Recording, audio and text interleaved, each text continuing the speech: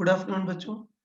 देखो rigid body की sheet में एक्सरसाइज 3 पार्ट फर्स्ट में क्वेश्चन नंबर 35 से लेकर के लास्ट तक डिस्कस नहीं हुए, तो मैं इसके वीडियो सॉल्यूशन भेज रहा हूँ।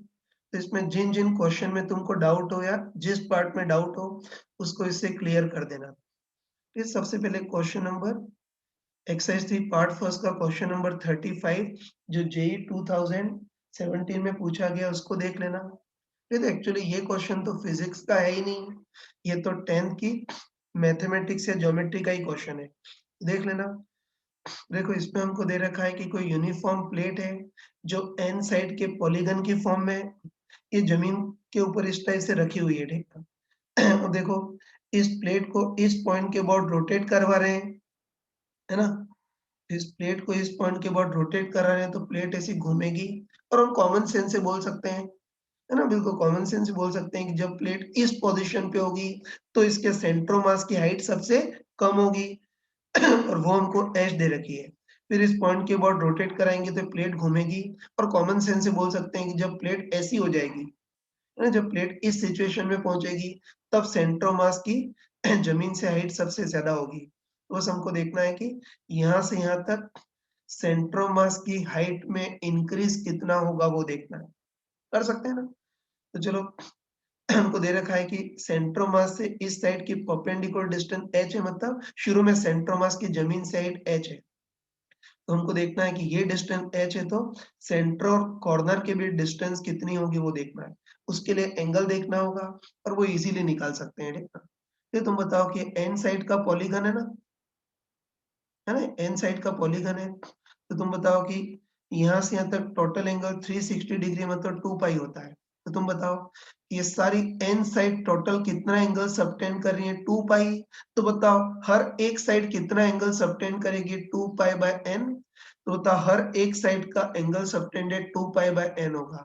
ये total angle subtended 2 pi by n होगा। तो बताओ ये वाला एंगल कितना होगा, उसका आधा पाई बाय एन। तो इतना तुमको आता होगा। बोल सकते हैं कि एक साइड का angle subtended 2 pi by n. तो ये वाला जो एंगल सबटेंड है वो इसका आधा होगा पाई बाय एन। और देखो इस ट्रायंगल में ये वाली डिस्टेंस h है, मतलब बेस h है, तो हाइपोटेनस कितना होगा वो देखना है।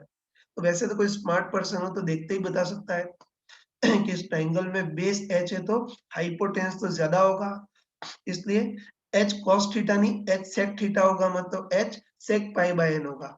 ये इतनी भी अगर बुद्धि नहीं हो तो छोटे बच्चों टाइप से कर सकते हो। ये बताया ट्रायंगल दिख रहा है, उसमें एंगल पाई बाय n है, ये बेस h है, हाइपोटेनस कितना होगा वो देखना है। बताओ बेस और हाइपोटेनस को कौन रिलेट करता है, cos थीटा। तो छोटे बच्चों टाइप से लिख सकते हो कि cos theta equal to base by hypotenuse.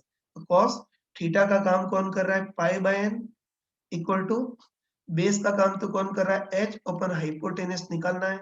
इसको इधर ट्रांसफर करेंगे तो बताओ हाइपोटेनस कितना हो गया, h upon cos pi by n, या इसको h sec pi by n भी लिख सकते हैं, है ना। तो आगे मूर्खों टाइप से इतनी छोटी-छोटी चीजें नहीं बताई जाएंगी, ठीक। तुमको डायरेक्ट आना चाहिए कि ट्रायंगल में बेस h है तो हाइपोटेनस ज्यादा होगा, h sec थीटा होगा, या इसको h ओपन cos थीटा मतलब h open cos pi by n बोल सकते हैं। तो कह सकते हैं कि परपेंडिकुलर डिस्टेंस h हो तो सेंटर और कॉर्नर के बीच डिस्टेंस कितनी होगी, h open cos pi by n। अब क्या करें कि प्लेट को इस पॉइंट के अबाउट रोटेट करा रहे हैं तो हम ऑब्जर्वेशन से ही देख सकते हैं कि जब प्लेट ऐसी हो जाएगी ना तब इसके सेंटर मास की जमीन से हाइट मैक्सिमम होगी। और कितनी होगी, फिर डायरेक्ट बताओ कि जब प्लेट ऐसी हो जाएगी तब इसकी सेंटर मास की जमीन से हाइट मैक्सिमम होगी और कितनी होगी, सेंटर और कॉर्नर के बीच डिस्टेंस। और सेंटर और कॉर्नर के बीच तो डिस्टेंस हम निकाल चुके हैं, h open cos pi by n। तो बस जब प्लेट ऐसी होगी तब सेंटर मास की जमीन से हाइट मैक्सिमम होगी और कितनी होगी, सेंटर और कॉर्नर के बीच डिस्टेंस के बराबर, मतलब h open cos pi by n। बस अब तो कोई छोटा बच्चा भी कर सकता है कि यहाँ सेंटर मास की हाइट, है ना, यहाँ जमीन से सेंटर मास की हाइट मिनिमम थी h, और जब प्लेट ऐसी होगी तब सेंटर मास की जमीन से हाइट मैक्सिमम होगी, h open cos pi by n। तो बताओ सेंटर मास की हाइट में इंक्रीज कितना हुआ बताओ, h open cos pi by n minus h। तो उसको सॉल्व करेंगे तो h common 1 open cos pi by n -1, ये आंसर कौन सा हो जाएगा? डी आंसर सही है इस टाइप से। ये तो ध्यान रखना कि इसमें तो फिजिक्स का कहीं यूज हुआ ही नहीं, सिंपल ज्योमेट्री का ही क्वेश्चन था, ठीक है। और भी अगर कोई बहुत ज़्यादा और क्लोज़ली देखना चाहे, तो तुम ये भी देख सकते हो कि अगर ढंग से देखो, तो तुम बताओ, ये जो प्लेट है उसको इस पॉइंट के अबाउट रोटेट करा रहे हैं, मतलब ये पॉइंट तो फिक्स होगा। और बताओ, इस पॉइंट से सेंटर ऑफ मास की डिस्टेंस हमेशा h cos pi by n ही रहेगी। तो सेंटर ऑफ मास की, इस कॉर्नर पॉइंट को मैं ए बोल लेता हूँ। तो सेंटर ऑफ मास की कॉर्नर पॉइंट ए से डिस्टेंस कांस्टेंट रहेगी, मतलब अगर ढंग से देखो तो सेंटर ऑफ मास ऐसा सर्कुलर पाथ में मूव करेगा, है ना? वही कि सेंटर ऑफ मास की कॉर्नर पॉइंट से डिस्टेंस कांस्टेंट रहेगी, डिस्टेंस कांस्टेंट रहेगी मतलब सेंटर ऑफ मास का पाथ ऐसा सर्कुलर होगा, और जब प्लेट ऐसी होगी तब centre of mass highest point पर पहुंचेगा, है ना? और तब सेंटर ऑफ मास की जमीन से हाइट मैक्सिमम होगी, और कितनी होगी? सेंटर और कॉर्नर के बीच डिस्टेंस के बराबर h open cos pi by n। ये बिल्कुल सिंपल ज्योमेट्री का क्वेश्चन था। ये इस टाइप के क्वेश्चन अपने एग्जाम में छूटने नहीं चाहिए, ये लड्डू क्वेश्चन होने चाहिए। हाँ बच्चों देखो, ये एक्सरसाइज 3 के पार्ट फर्स्ट का क्वेश्चन नंबर 36 देख लेना। ये जी 2017 में आया था, और बहुत सारी इसमें गलतियां थी।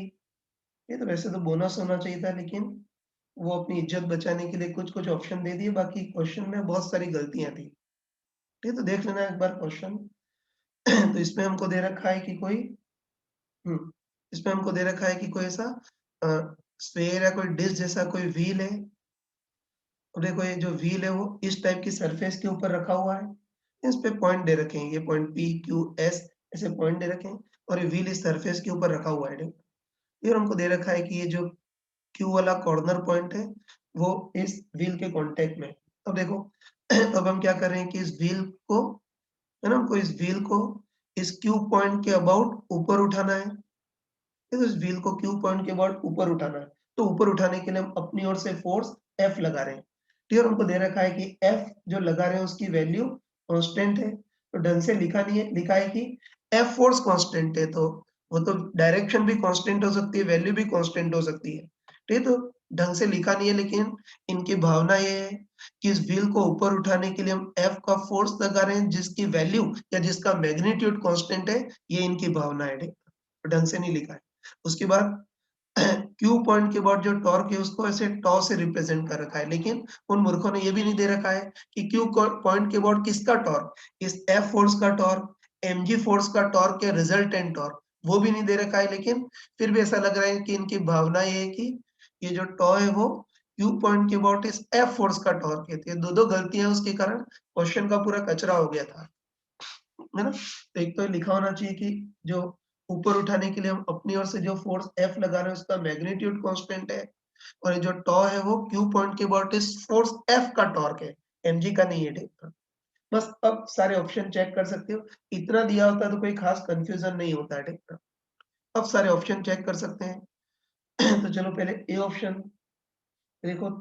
ए ऑप्शन में दे रखा है कि इस बार हम ये जो F फोर्स लगा रहे हैं वो पॉइंट P पर लगा रहे हैं, और इसको पेरिफेरी के परपेंडिकुलर मतलब रेडियल डायरेक्शन में लगा रहे हैं, है ना? यही दे रखा है कि P पॉइंट पर फोर्स लगा रहे हैं, और पेरिफेरी के परपेंडिकुलर मतलब है ऐसे रेडियल डायरेक्शन में फोर्स लगा रहे हैं। तो ए ऑप्शन में दे रखा है कि Q पॉइंट के अबाउट इस फोर्स का टॉर्क 0 होगा। ये तो कोई छोटा बच्चा ही बोल सकता है ना? देखते ही बताओ, इस बार फोर्स पेरिफेरी के परपेंडिकुलर मतलब रेडियल लगा रहे हैं, तो बताओ ये जो फोर्स है वो कॉर्नर पॉइंट क्यू की ओर एमिंग होगा ना, तो बताओ फोर्स की लाइन की क्यू पॉइंट से परपेंडिकुलर डिस्टेंस 0 हो जाएगी, तो इस क्यू पॉइंट के अबाउट इस एफ फोर्स का टॉर्क 0 होगा, तो ये सही है। फिर कोई अनपढ़ ही बोल सकता है कि क्यू पॉइंट के अबाउट इस एफ फोर्स का टॉर्क 0 होगा, तो इस बार तो ये व्हील ऊपर उठ ही नहीं पाएगा, है ना? क्योंकि उठाने वाला जो फोर्स है उसका टॉर्क ही 0 है। तो ए ऑप्शन सही है कि क्यू पॉइंट के अबाउट इस फोर्स F का टॉर्क ए केस में 0 होगा, ये सही है, ठीक है? अब बाकी ऑप्शन चेक करते हैं। हाँ, अब इसका बी ऑप्शन देखते हैं। देखो, बी ऑप्शन में दे रखा है कि इस बार इस व्हील को ऊपर उठाने के लिए हम फोर्स जो लगा रहे हैं वो एस पॉइंट पर लगा रहे हैं, और ये जो फोर्स है वो टेंजेंशियल है ना भाई? इस बार F जो फोर्स लगा रहे हैं एस पॉइंट पर लगा रहे हैं जो टेंजेंशियल है, मतलब इस डायरेक्शन में। तो बस अब हमको देखना है कि अब ये व्हील है ना, क्यू पॉइंट के अबाउट इस एफ फोर्स का टॉर्क नॉन जीरो होगा ऐसा दे रखा है, और साथ में दे रखा है कि इस बार व्हील इस क्यू पॉइंट के रिस्पेक्ट में ऊपर उठेगा ही नहीं, ठीक ना। तो ये भी स्टेटमेंट आधा सही और आधा गलत है। चलो तुम बताओ कि सेकंड केस में फोर्स ऐसे लगा रहे हैं ना, तो बताओ अब क्यू पॉइंट के अबाउट इसका टॉर्क जीरो नहीं होगा, साफ साफ दिख रहा है कि अब क्यू पॉइंट के अबाउट इसका टॉर्क जीरो नहीं होगा, और कितना होगा एफ इंटू आर परपेंडिकुलर। तो एफ तो फोर्स एफ ही है, और आर परपेंडिकुलर फोर्स के लाइन की एक्सिस क्यू से परपेंडिकुलर डिस्टेंस कितनी होगी आर, बस क्यू पॉइंट के अबाउट एफ का टॉर्क होगा F into R perpendicular are, है ना। उसकी डायरेक्शन भी देख सकते हो, ठीक है। कोई कॉमन सेंस से बता सकता है कि क्यू पॉइंट के अबाउट एफ फोर्स ऐसे घुमाएगा मतलब उसकी डायरेक्शन ऐसी होगी, मतलब क्लॉकवाइज होगी।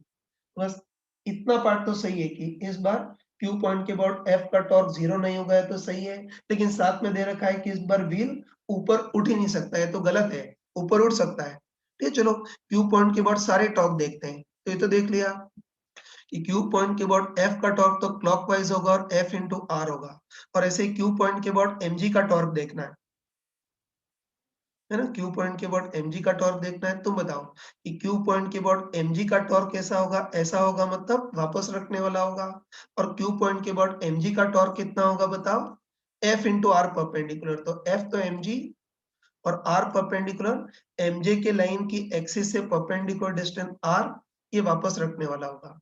बस तुम आराम से बताओ कि ऊपर उठने के लिए उठाने वाला टॉर्क वापस रखने वाले टॉर्क से ज्यादा होना चाहिए, लिख देता हूँ। तो लिफ्ट अप, ये ऊपर उठने के लिए ये उठाने वाला टॉर्क वापस रखने वाले टॉर्क से ज्यादा होना चाहिए। तो तब उठाने वाला टॉर्क कितना है F into R, that should be greater than वापस रखने वाला टॉर्क कितना है एम जी इंटू आर। बस इसको सॉल्व करेंगे तो F greater than equal to कितना आएगा एम जी। तो अगर एफ की वैल्यू एम जी है उससे ज्यादा होती है ऊपर उठने लगेगा, जबकि बी ऑप्शन में दे रखा है कि इस बार ये व्हील कभी ऊपर उठ ही नहीं पाएगा, तो ये भी गलत हो गया, है ना। आधा सही आधा गलत, तो अल्टीमेटली इसको इनकरेक्ट ही मानना पड़ेगा। तो बी ऑप्शन इनकरेक्ट है ना।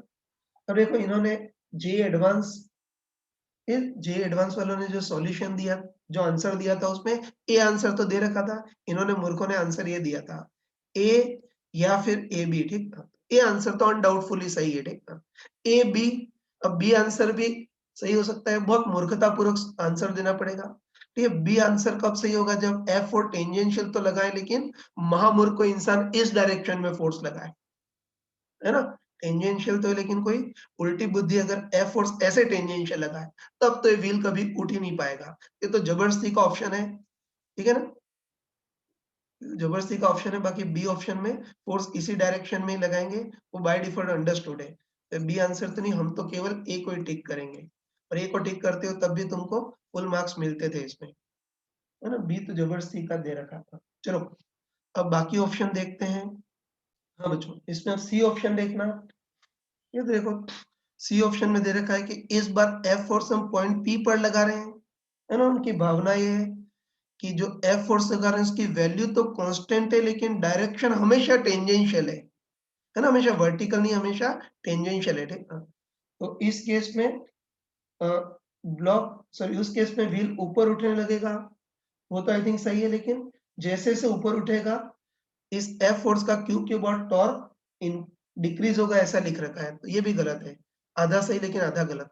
ये देख लेते हैं, इसमें दे रखा है कि सी केस में एफ का फोर्स पॉइंट पी पर लगा रहे हैं, लेकिन ऐसा लगा रहे हैं जिसकी वैल्यू तो कांस्टेंट है, लेकिन डायरेक्शन हमेशा टेंजेंशियल है। क्यों, तो जब व्हील ऐसा है तो डायरेक्शन ऐसी टेंजेंशियल, जब व्हील थोड़ा सा ऊपर उठ गया डायरेक्शन ऐसी टेंजेंशियल, तो इस केस में व्हील ऊपर उठ सकता है ना। ये तो बस ऊपर उठने की कंडीशन देखनी है। तो चलो टॉर्क देखते हैं। चलो तुम बताओ कि अब इस क्यू पॉइंट के अबाउट एफ का टॉर्क तो ऐसा होगा, मतलब उठाने वाला होगा, और कितना होगा एफ इंटू आर परपेंडिकुलर। तो फोर्स तो एफ और आर परपेंडिकुलर फोर्स की लाइन की एक्सिस से डिस्टेंस टू आर। बस बताओ ऊपर उठने के लिए लिख देता हूँ, तो लिफ्ट अप, है ना। ऊपर उठने के लिए क्या होना चाहिए, ये उठाने वाला टॉर्क वापस रखने वाले टॉर्क से ज्यादा होना चाहिए। तो उठाने वाला टॉर्क कितना है F into two R, that should be greater than वापस रखने वाला टॉर्क mg का होगा और mg इंटू आर होगा। बस इसको सॉल्व करेंगे तो F greater than equal to mg/2 मतलब बोल सकते हैं कि जो टेंजेंशियल फोर्स F है उसकी वैल्यू अगर mg/2 से ज्यादा हो गई तो ऊपर उठ सकता है। तो ऊपर तो उठने लग जाएगा वो तो ठीक है, लेकिन जैसे-जैसे ऊपर उठेगा इस क्यू पॉइंट के बाद F का टॉर्क डिक्रीज करेगा, ये गलत है ना? तुम बताओ कि जो F फोर्स है वो हमेशा वर्टिकल थोड़ी हमेशा टेंजेंशियल है। तो व्हील थोड़ा-सा ऊपर उठेगा तो व्हील ऐसा आ जाएगा। तो तब अभी भी F फोर्स टेंजेंशियल है, मतलब अभी भी ये मिलाने वाली लाइन के परपेंडिकुलर होगा। तो तब अभी भी क्यू पॉइंट के अबाउट इस F का टॉर्क कितना होगा? F into R perpendicular to R. तो बताओ शुरू में भी torque F into two R था और हर बार फोर्स टेंजेंशियल है, मिलाने वाली लाइन के परपेंडिकुलर है, तो चाहे कितना भी उठ जाए इस F फोर्स का टॉर्क हमेशा F इंटू टू आर ही रहेगा, मतलब कांस्टेंट रहेगा। जबकि यहाँ दे रखा है कि F का टॉर्क डिक्रीज करेगा, तो ये गलत है, तो सी ऑप्शन भी गलत हो गया। ऊपर तो उठ सकता है लेकिन चूंकि टेंजेंशियल फोर्स है इससे O पॉइंट के बाद इस F फोर्स का टॉर्क कांस्टेंट रहेगा। हाँ बच्चों, अब इसका डी पार्ट देखते हैं। ठीक है, तो देखो डी पार्ट में दे रखा है कि इस बार जो F फोर्स लगा रहे हैं वो इस पॉइंट X पर लगा रहे हैं, है ना? सॉरी, हमको दे रखा है कि जो F फोर्स लगा रहे हैं वो पॉइंट X पर लगा रहे हैं। ठीक है, और हमको दे रखा है कि इस बार जो फोर्स लगा रहे हैं वो हमेशा रेडियल है, मतलब इसकी डायरेक्शन हमेशा व्हील के सेंटर की ओर एमिंग है। और चलो ऐसा करते हैं कि इस वाले एंगल को थीटा मान लेते हैं, है ना? मतलब ये जो रेडियल लाइन है उसका PQ लाइन के साथ एंगल थीटा मान लेते हैं। ठीक है, तो डी ऑप्शन में ये दे रखा है कि F की कांस्टेंट वैल्यू का फोर्स लगा रहे हैं जो इस बार पॉइंट X पर लग रहा है ना? उसकी डायरेक्शन हमेशा पेरिफेरी के परपेंडिकुलर, मतलब रेडियल इस डायरेक्शन में फोर्स लगा रहे हैं। तो इस डायरेक्शन में फोर्स लगाए तो ये ऊपर तो उठ सकता है ना? है ना? ऊपर तो उठ सकता है। बताओ क्यू पॉइंट के अबाउट इस F फोर्स का टॉर्क तो उठाने वाला होगा, मतलब क्लॉकवाइज होगा, और mg का एंटी क्लॉकवाइज। जैसे ही क्यू पॉइंट के अबाउट F वाला टॉर्क mg के टॉर्क से ज्यादा हो गया तो ऊपर तो उठ सकता है ना? लेकिन अब हमको देखना है कि जैसे-जैसे ऊपर उठेगा क्यू पॉइंट के अबाउट इस F का टॉर्क कांस्टेंट रहेगा, ये दे रखा है। तो ये भी सही है, चेक कर सकते हो। जैसे शुरू में इस F फोर्स का क्यू पॉइंट के अबाउट टॉर्क कितना होगा वो देख लेते हैं, है ना? है ना? अभी इस F फोर्स का क्यू पॉइंट के अबाउट टॉर्क देखना है तो बताओ कितना होगा? F into R perpendicular. तो फोर्स तो F इंटू आर परपेंडिकुलर देखना है। तो आर परपेंडिकुलर को मेजर करने का तरीका होता है ना, हम क्या करते हैं, फोर्स की लाइन को एक्सटेंड करते हैं और फिर एक्सिस से उस पर परपेंडिकुलर डालते हैं। तो ये डिस्टेंस कौन सी होगी? फोर्स की लाइन की एक्सिस से परपेंडिकुलर डिस्टेंस होगी। कितनी होगी वो देख सकते हो ना? बताओ ये एंगल थीटा है तो ये भी सामने वाला एंगल थीटा। अब ये इस व्हील की रेडियस आर है, इसके साथ एंगल थीटा बन रहा है, तो ये जो बेस होगा वो तो आर कॉस थीटा होगा और परपेंडिकुलर आर साइन थीटा होगा। फिर बताओ फोर्स की लाइन के एक्सिस से perpendicular distance r sin theta है, तो बताओ क्यू पॉइंट के बाद F का टॉर्क कितना होगा? F into R perpendicular force की लाइन की क्यू पॉइंट से perpendicular distance r sin theta. तो स्टार्टिंग में इसका torque F into R sin theta clockwise होगा। अब चलो, अब मान लेते हैं कि इस फोर्स के कारण व्हील इस क्यू के रिस्पेक्ट में ऊपर उठ रहा है, और चलो अब मान लेते हैं कि व्हील यहाँ पहुंच गया, है ना? मान लेते हैं कि अभी व्हील यहाँ पहुंच गया, ठीक है ना? तो बताओ व्हील यहाँ पहुंच जाएगा तो P पॉइंट इधर होगा ना? P पॉइंट इधर होगा तो जो X वाला पॉइंट है उसकी रेडियल लाइन यहाँ से थीटा एंगल पीछे होगी, है ना? और अभी भी जो फोर्स लगा रहे हैं वो रेडियली लगा रहे हैं, मतलब व्हील के सेंटर की ओर ही एमिंग इस टाइप का फोर्स लगा रहे हैं। अब क्यू पॉइंट के बाद इसका टॉर्क कितना होगा वो देखना है। तो बताओ अब भी क्यू पॉइंट के बाद इसका टॉर्क कितना होगा? वो भी F इंटू आर परपेंडिकुलर। तो फोर्स तो F और आर परपेंडिकुलर, फोर्स की लाइन की एक्सिस से परपेंडिकुलर डिस्टेंस, तो बस फोर्स की लाइन को एक्सटेंड करेंगे और एक्सिस से इस पर परपेंडिकुलर डालेंगे, ये निकाल सकते हो ना? बताओ ये एंगल थीटा, तो ये भी सामने वाला एंगल थीटा, और ये व्हील की रेडियस आर है, तो हाइपोटेनस आर है, तो ये बेस कितना होगा? आर कॉस थीटा, और ये कितना होगा? R sine theta.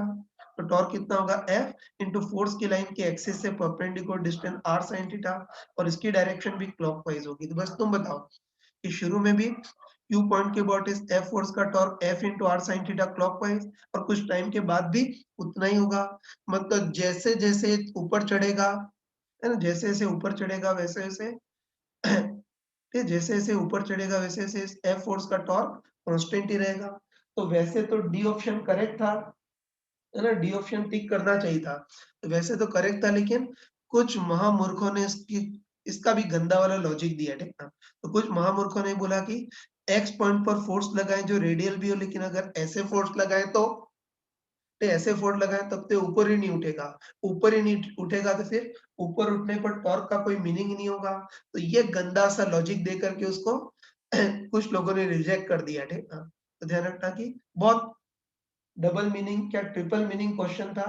ये बहुत अनक्लियर था, मतलब बहुत गड़बड़ क्वेश्चन था। तो इसमें बस ए ऑप्शन ऐसा है जिसको कोई तलवार लेकर के काटे तो भी इसको नहीं काट सकता है, इसलिए ए ऑप्शन को इन्होंने करेक्ट कर दिया। बाकी सारे ऑप्शन को गंदे बहाने बना करके मतलब उड़ा दिया ऑप्शन को। ये तो अल्टीमेटली ए आंसर को टिक करना पड़ेगा। अब देखो इस क्वेश्चन से हमको कुछ सीखने मिला यार। इसमें काफ़ी कुछ लैंग्वेज अनक्लियर थी। ऑप्शन भी बहुत मतलब गलत टाइप के ऑप्शन थे। ये तो ध्यान रखना। सबसे पहली चीज़ बोल रहा हूँ कि जेईई में ऐसे क्वेश्चन बहुत ही रेयर आते हैं। 2017 में थोड़े से ज़्यादा आ गए थे, बाकी जेईई में इस टाइप के क्वेश्चन बहुत ही रेयर आते हैं। ठीक है? और ध्यान रखना अगर ऐसा कोई डाउटफुल क्वेश्चन आ जाए, फिर इसमें लैंग्वेज अनक्लियर हो, चीज़ों के बहुत सारे मीनिंग निकल रहे हो, तो जेईई में अगर कोई ऐसा गंदा सा कोई अगर कोई क्वेश्चन आ जाए तो सबसे पहली चीज़ तो बोल रहा हूँ कि उससे बच कर के रहना, है ना? उसको या तो छोड़ देना, अटेम्प्ट करना ही मत, या अटेम्प्ट करो तब भी सबसे लास्ट में करना, शुरू में मत कर देना। शुरू में अगर इसको करोगे तो एक तो तुम्हारा बहुत सारा टाइम वेस्ट होगा और उल्टा दिमाग भी खराब होगा, हेडेक होगा, उसका इफेक्ट आगे वाले क्वेश्चन जो तुम सॉल्व करोगे उस पर भी पड़ेगा। तो ये ध्यान रखना कि मूर्खतापूर्वक क्वेश्चन था, उसका मैंने मूर्खतापूर्वक सॉल्यूशन भी दे दिया, लेकिन सबसे मेन सबक ये मिला कि अगर जेईई में ऐसा कोई भी डाउटफुल क्वेश्चन आए, ठीक है ना?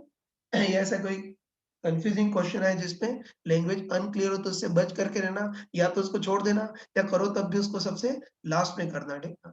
हमारे जो बैच के बच्चे थे उन्होंने इसको स्किप कर दिया था क्योंकि कन्फ्यूजिंग था। ये काफ़ी अच्छा ऑप्शन है, या करो तब भी सबसे लास्ट में करना। हाँ, बच्चों देखो, इसमें क्वेश्चन नंबर 37 देखना, ये भी जेईई एडवांस 2017 में पूछा था। ठीक है, देख लेना। इसमें हमको दे रखा है कि ग्राउंड की स्मूथ सरफेस है और उसके ऊपर हमने एम मास और एल लाइन की कोई यूनिफॉर्म रॉड रखी है जो शुरू में बिल्कुल वर्टिकल है। अब हल्का सा डिस्प्लेस करके छोड़ देंगे तो रॉड फिसलती हुई ऐसे नीचे आएगी ना, ये छोड़ेंगे तो रॉड फिसलती हुई नीचे आएगी। और किसी इंस्टेंट पर रॉड वर्टिकल से थीटा एंगल बना रही है। तो उस इंस्टेंट पर हमको सारे ऑप्शन चेक कर दें। चलो पहले डी ऑप्शन सबसे सिंपल है, उसको देख लेते हैं।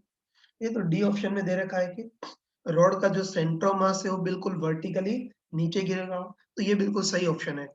ये तुम खुद बताओ कि रॉड को रेस्ट से रिलीज किया है, या तुम लॉजिकली बताओ कि एक तो रॉड को रेस्ट से रिलीज किया है मतलब यू सेंटर ऑफ मास 0 है, और दूसरा बताओ छोड़ने, है ना, सरफेस बिल्कुल स्मूथ है, इसे छोड़ने के बाद रॉड पर एक्स डायरेक्शन में कोई एक्सटर्नल फोर्स नहीं लगेगा, वाई डायरेक्शन में तो लगेगा एमजी, उसके कारण, है ना, तो एमजी, उसके बाद जमीन के कारण लगने वाला धक्का मतलब नॉर्मल रिएक्शन एन, तो इसे वाई डायरेक्शन में तो एक्सटर्नल फोर्स होंगे, लेकिन छूटने के बाद एक्स डायरेक्शन में कोई एक्सटर्नल फोर्स नहीं होगा क्योंकि सरफेस बिल्कुल स्मूथलेस है ना। मतलब हम बोल सकते हैं कि इस बार एक्स डायरेक्शन में कोई एक्सटर्नल फोर्स क्या एक्स डायरेक्शन में कोई भी एक्सटर्नल फोर्स नहीं है, तो बस तुम बताओ कि एक्स डायरेक्शन में एक्सटर्नल फोर्स 0 है तो सेंटर ऑफ मास का एक्स एक्सेलरेशन 0 होगा। बस सेंटर ऑफ मास की इनिशियल वेलोसिटी भी 0 और एक्स डायरेक्शन में एक्सेलरेशन भी 0, तो सेंटर ऑफ मास का एक्स डिस्प्लेसमेंट भी 0 होगा। मतलब कंफर्म है कि centre of mass horizontal direction में बिल्कुल डिस्प्लेस नहीं होगा, और हॉरिजॉन्टल डायरेक्शन में बिल्कुल डिस्प्लेस नहीं होगा मतलब सेंटर ऑफ मास बिल्कुल वर्टिकली नीचे आएगा। ठीक है, तो डी ऑप्शन सही है कि उसका सेंटर मास बिल्कुल वर्टिकली नीचे की ओर गिरेगा, ये सही है, ठीक है। और ये भी देख सकते हैं कि सेंटर मास बिल्कुल वर्टिकली नीचे गिरेगा, तो बताओ अभी सेंटर मास इस वर्टिकल लाइन पे तो हमेशा इसी वर्टिकल लाइन पे ही रहेगा। तो बताओ जब रॉड थीटा एंगल पर होगी तब भी सेंटर मास इसी वर्टिकल लाइन पे मतलब यहीं रहेगा, ठीक है।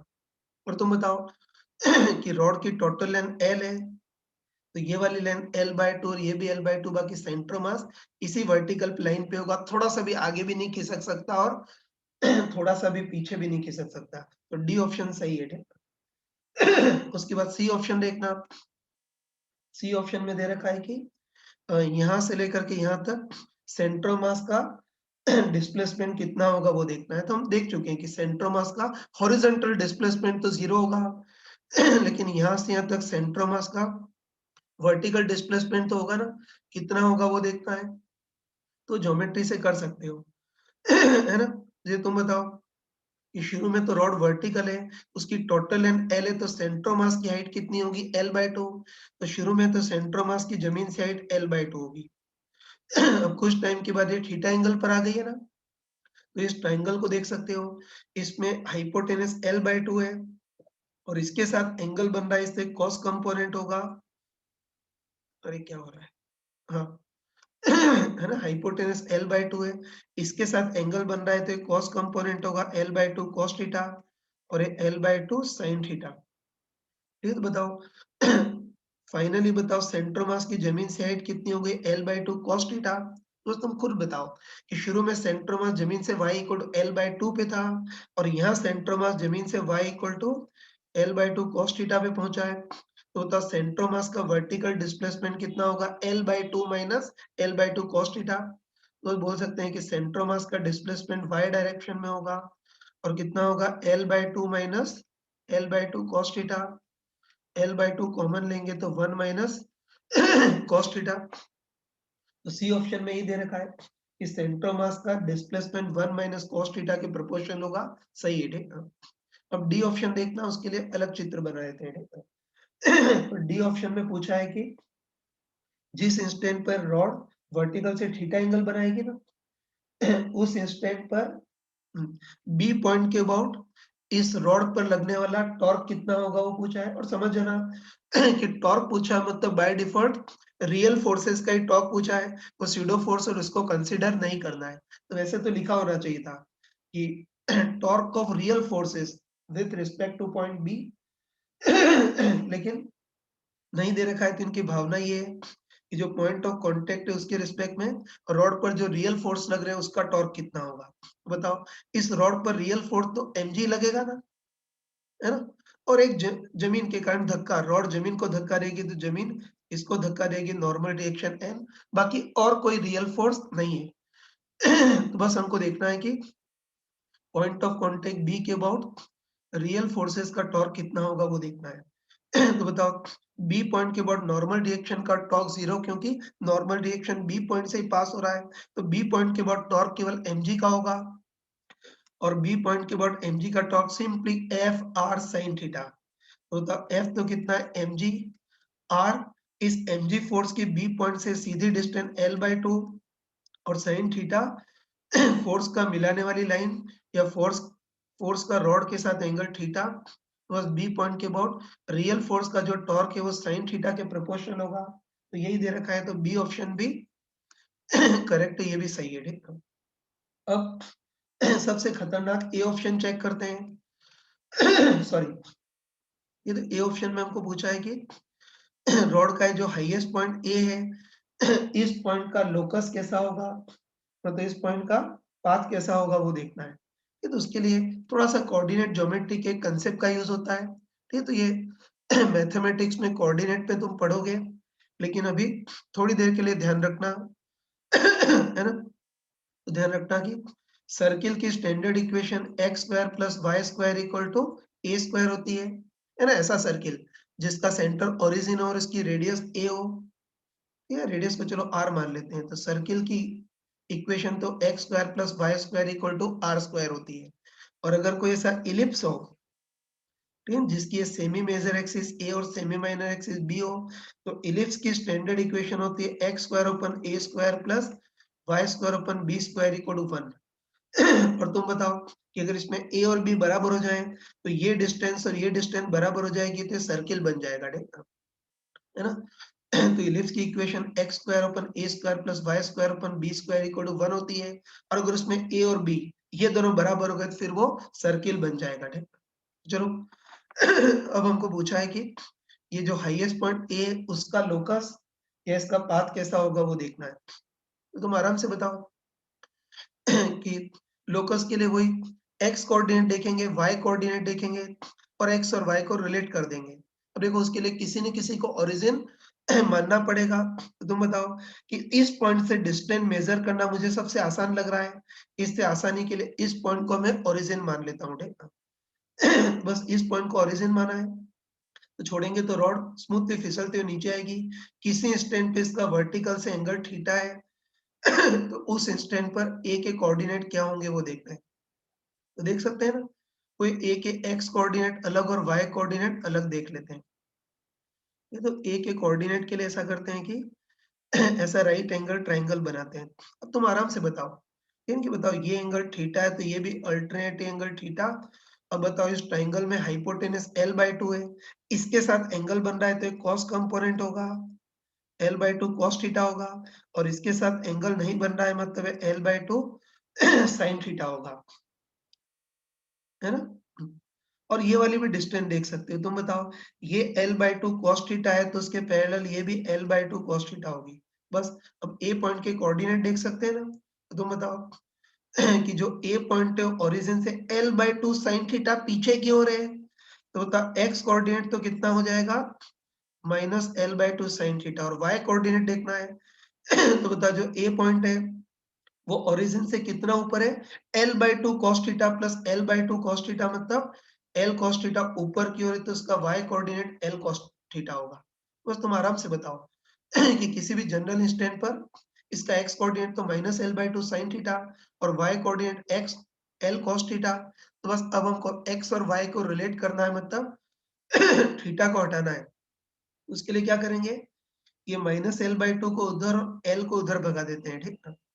तो बताओ इस माइनस L/2 को उधर ट्रांसफर करेंगे तो sin थीटा equal to x upon minus L/2 आ जाएगा, और L को उधर भगाएंगे तो cos theta equal to y upon L। बस दोनों अकेले हो गए ना। अब x और y में रिलेशन निकालना है, थीटा को एलिमिनेट करना है, तो उसके लिए क्या करेंगे, स्क्वायर करके ऐड कर देंगे। स्क्वायर करेंगे तो sin square theta equal to x square upon L square by 4, और इधर स्क्वायर करेंगे तो cos square theta equal Y square अपन एल स्क्वायर। स्क्वायर करके ऐड करेंगे तो एलएचएस में क्या आएगा, sin square theta plus cos square theta, है ना। एलएचएस में तो sin square theta plus cos square theta equal to RHS में क्या आएगा, x स्क्वायर अपन, ये माइनस करेंगे स्क्वायर करेंगे तो माइनस हट जाएगा ना, तो इधर स्क्वायर करेंगे तो x स्क्वायर अपन L/2 का स्क्वायर प्लस वाई स्क्वायर अपन एल स्क्वायर ही आएगा। बस आराम से बताओ कि sine square theta plus cos square theta 1 होता है ना। तो बताओ इस बार इस ए पॉइंट के एक्स और वाई कोऑर्डिनेट में क्या रिलेशन आ गया है, एक्स स्क्वायर अपन L/2 का square plus Y square upon L square equal to 1। ठीक है, बताओ ये और ये डिफरेंट है तो इक्वेशन किसके सिमिलर है, X square upon A square plus Y square upon B square equal to 1 के सिमिलर है, मतलब ये इक्वेशन इलिप्स के सिमिलर है। मतलब हम बोल सकते हैं कि इस बार इस पॉइंट ए का पाथ या लोकस इलिप्टिकल होगा, पैराबोलिक नहीं होगा। तो ये ऑप्शन में दे रखा है कि इसका पाथ पैराबोलिक है, वो गलत है, इसका पाथ एक्चुअली इलिप्टिकल होगा। है ना। अब देखो ये तो पूछा था हमने, कर लिया, तो इसमें करेक्ट आंसर बी सी और डी होंगे, ए आंसर गलत है, ठीक है। तो ये कर सकते हो, ठीक है। अब देखो अब इसमें खतरनाक चीज है, ये तुम बताओ कि इतना तुम लॉजिकली बोल सकते हो कि सेंट्रोमास बिल्कुल वर्टिकल नीचे गिरेगा, मतलब सेंट्रोमास का पाथ कैसा होगा, वर्टिकल स्ट्रेट लाइन। उसके बाद ये जो बी पॉइंट है तो ग्राउंड के अलोंग मूव करेगा, इसे बी पॉइंट का पाथ कैसा होगा, हॉरिजॉन्टल स्ट्रेट लाइन। तो इतना तो कोई अनपढ़ भी बोल सकता है कि सेंट्रोमास और ये पॉइंट बी, इनका पाथ तो स्ट्रेट लाइन होगा। उसके बाद ध्यान रखना ये ए जो पॉइंट है उसका पाथ इलिप्टिकल होगा, और ऐसे ही तुम चेक करोगे तो बाकी सारे पॉइंट का भी पाथ इलिप्टिकल होगा, लेकिन इस रॉड पे एक पॉइंट ऐसा भी होगा जिसका पाथ सर्कुलर होगा। वैसे तो इस क्वेश्चन में पूछा नहीं है, लेकिन कई बार पूछा जाता है कि रॉड में वो पॉइंट कौन सा होगा जिसका पाथ सर्कुलर होगा, ठीक है। तो उसको भी हम कर सकते हैं चाहे तो, है ना, उसको भी हम कर लेते हैं एक बार। हाँ बच्चों। ठीक है, तो जो पूछा था वो तो कर लिया, लेकिन एक और पार्ट पूछा जा सकता है कि रॉड में ऐसा एक पॉइंट ऐसा भी होगा जिसका पाथ सर्कुलर होगा, तो हमको देखना है कि किस पॉइंट का पाथ सर्कुलर होगा, वो देखना है। ये तो सेम वही क्वेश्चन ले रहा हूँ कि एल एन की कोई रॉड है, इसको छोड़ दिया तो फ्रीली स्लाइड करती हुई नीचे आएगी, लेकिन इसका सेंटर मास तो हमेशा इसी वर्टिकल लाइन में रहेगा, और रॉड की टोटल लेंथ एल है तो ये L/2 और ये भी L/2। तो तो बस किस पॉइंट का पाथ सर्कुलर होगा वो देखना है। तो चलो मान लेते हैं कि जिस पॉइंट का पाथ सर्कुलर है वो यहाँ से r डिस्टेंस पे ऐसा मान लेते हैं, है ना? मान लेते हैं कि जिस पॉइंट का पाथ सर्कुलर है वो पॉइंट इस लोएस्ट पॉइंट से r डिस्टेंस पर है। यहाँ से r डिस्टेंस होगी तो यहाँ से कितनी हो जाएगी? L/2 minus r। तो मान लेते हैं कि नीचे से r डिस्टेंस और सेंटर से L/2 माइनस r डिस्टेंस पे जो पॉइंट है उसका पाथ सर्कुलर होगा, ऐसा मान लेते हैं। तो r कितना होगा वो देखना है। तो बस क्या करेंगे, सिंपली ये वाला जो पॉइंट है इसके हम लोकस निकालेंगे। तो मान लेते हैं कि रॉड फ्रीली स्लाइड करती है, नीचे आ रही है, किसी इंस्टेंट पर वर्टिकल से एंगल थीटा है, तो इस इंस्टेंट पर इस P पॉइंट के कोऑर्डिनेट क्या होंगे वो देखना है। थोड़ी ज्योमेट्री लगा सकते हो ना।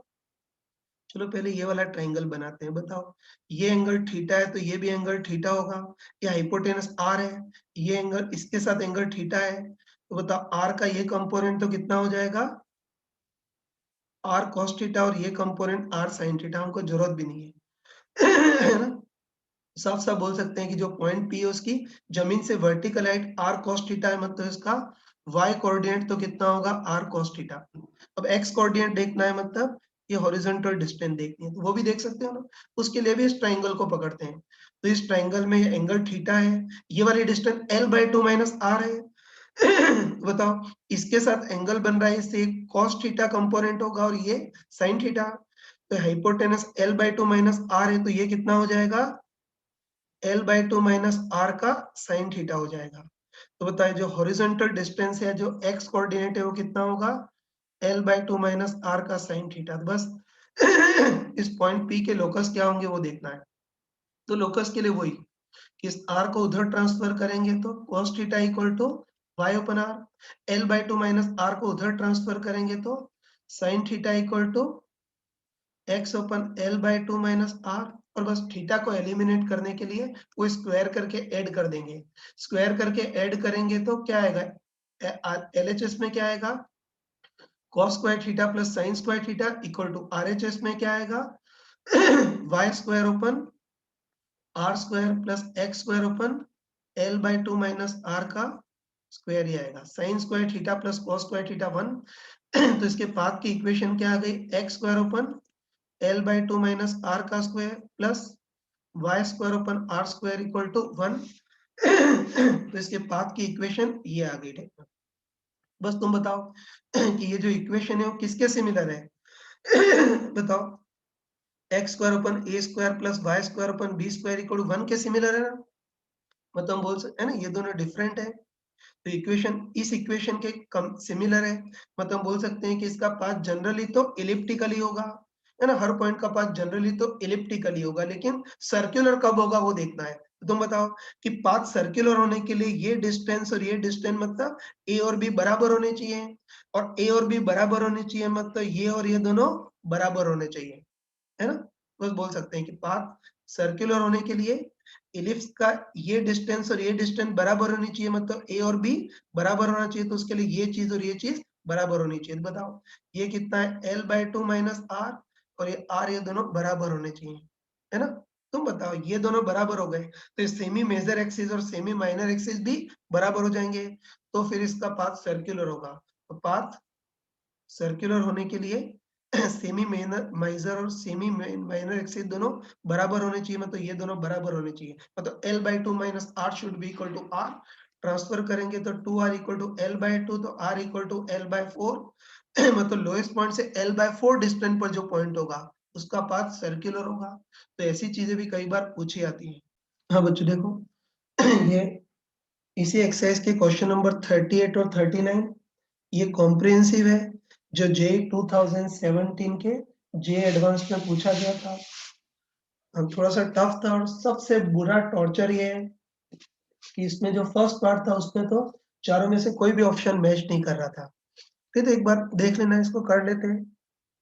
देखो, इस बार हमको दे रखा है कि कोई यूनिफॉर्म रिंग है, इसका मास m और रेडियस कैपिटल आर है, और वही जो रिंग है उसको हॉरिजॉन्टल रखा गया है। अब देखो, इस रिंग को घुमाना है ना, इस रिंग को घुमाना है, तो हमको दे रखा है कि कोई इंसान अंगुली की सहायता से इस रिंग को ऐसे घुमा रहा है ना? तो क्वेश्चन में दे रखा है कि कोई आदमी अंगुली की हेल्प से रिंग को घुमा रहा है। फिर हमको दे रखा है कि आदमी जो है वो अपनी अंगुलियों को आदमी अपनी अंगुली को ओमेगा नॉट की एंगुलर वेलोसिटी से और स्मॉल आर रेडियस के सर्किल में घुमा रहा है। जैसे कृष्ण भगवान सुदर्शन चक्र घुमाते हैं ना वैसा।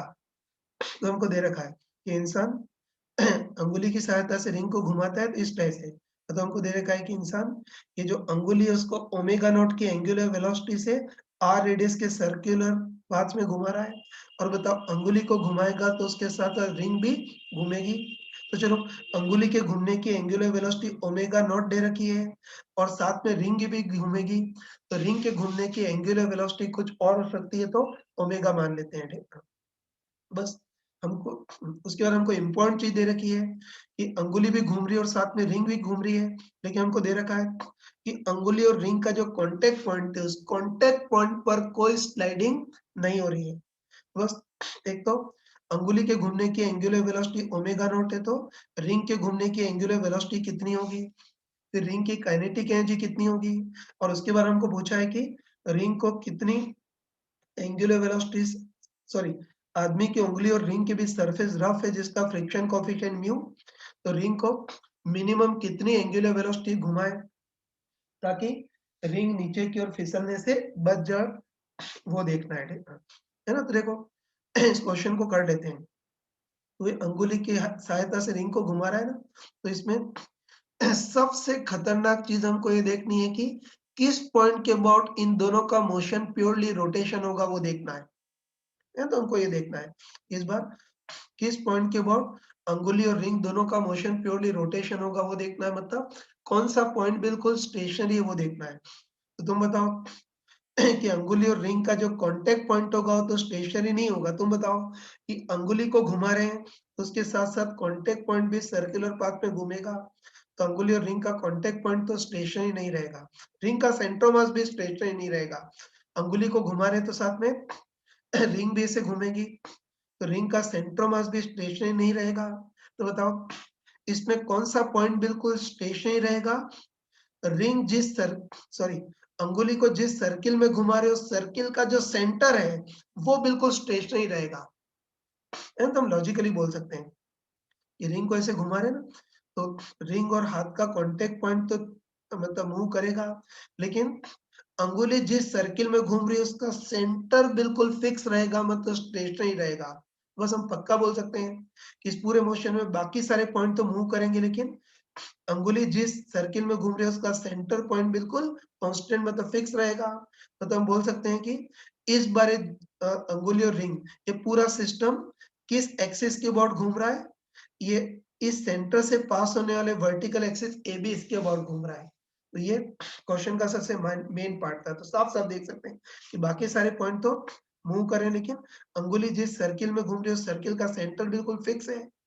ये सेंटर बिल्कुल फिक्स है, मतलब पूरा सिस्टम इस सेंटर के अबाउट या सेंटर से पास होने वाले वर्टिकल एक्सिस AB इसके अबाउट घूम रहा है ना?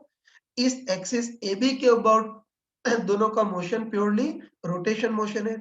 या इस बार इंस्टेंटेनियस एक्सिस और रोटेशन कौन सा होगा? ये वर्टिकल एक्सिस AB इसके अबाउट मोशन प्योरली रोटेशन होगा। तो चलो इस है ना, इस एक्सिस AB के अबाउट अंगुली को तो ओमेगा एंगुलर वेलोसिटी घुमा रहे हैं, लेकिन इस एक्सिस AB के अबाउट रिंग का भी मोशन प्योरली रोटेशन होगा।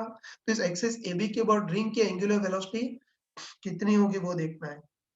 फिर बस तुम बताओ कि इस बार अंगुली और रिंग के बीच स्लाइडिंग नहीं हो रही है, तो उसके लिए अंगुली की वेलोसिटी और उसके कांटेक्ट में रिंग के इस पॉइंट की वेलोसिटी एग्जैक्टली बराबर होनी चाहिए। बस तुम बताओ कि जो अंगुली है वो तो इस एक्सिस के about omega naught angular velocity घूम रही है।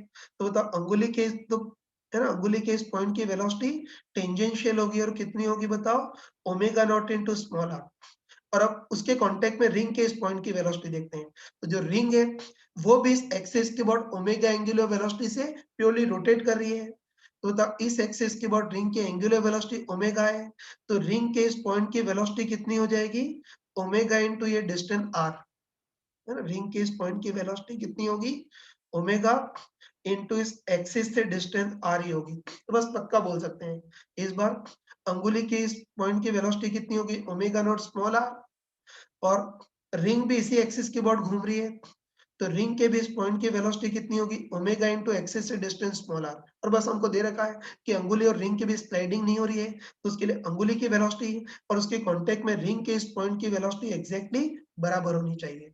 बस सॉल्व करेंगे तो आर से आर कैंसल तो omega equal to omega naught हो गया। मतलब इस बार अंगुली को ओमेगा नॉट एंगुलर वेलोसिटी घुमा रहे हैं, तो ये जो रिंग है उसकी भी घूमने की एंगुलर वेलोसिटी ओमेगा नॉट के बराबर ही होगी, मतलब omega equal to omega naught होगा। तो लिख सकते हैं कि अंगुली के घूमने की एंगुलर वेलोसिटी ओमेगा नॉट है, तो रिंग के घूमने की भी एंगुलर वेलोसिटी उसके बराबर ही होगी। बस ये देख लिया ना। अब तो सारे पार्ट इजीली कर सकते हैं। तो चलो पहले फर्स्ट पार्ट देखना। तो फर्स्ट पार्ट में पूछा है कि इस रिंग की काइनेटिक एनर्जी कितनी होगी वो देखना है। तो तुम खुद बताओ कि वैसे तो रिंग का मोशन बहुत कॉम्प्लिकेटेड है, लेकिन बताओ इस एक्सिस AB के अबाउट रिंग का मोशन प्योरली रोटेशन है ना। बोल सकते हैं कि एक्सिस AB तो शिफ्ट होगा ही नहीं ना, तो हम बोल सकते हैं कि वैसे तो रिंग का मोशन बहुत कॉम्प्लिकेटेड है, लेकिन एक्सिस AB के अबाउट रिंग का मोशन प्योरली रोटेशन है। तो बताओ इस बार इसकी काइनेटिक एनर्जी कितनी होगी, हाफ एक्सिस AB के about moment of inertia into omega square. इस रिंग की काइनेटिक एनर्जी निकाल सकते हैं ना, कितनी होगी, हाफ इस एक्सिस AB के about moment of inertia into omega squared है। इस एक्सिस AB के अबाउट मोमेंट ऑफ इनर्शिया निकाल सकते हैं ना, कोई पैरेलल एक्सिस थ्योरम यूज करेंगे।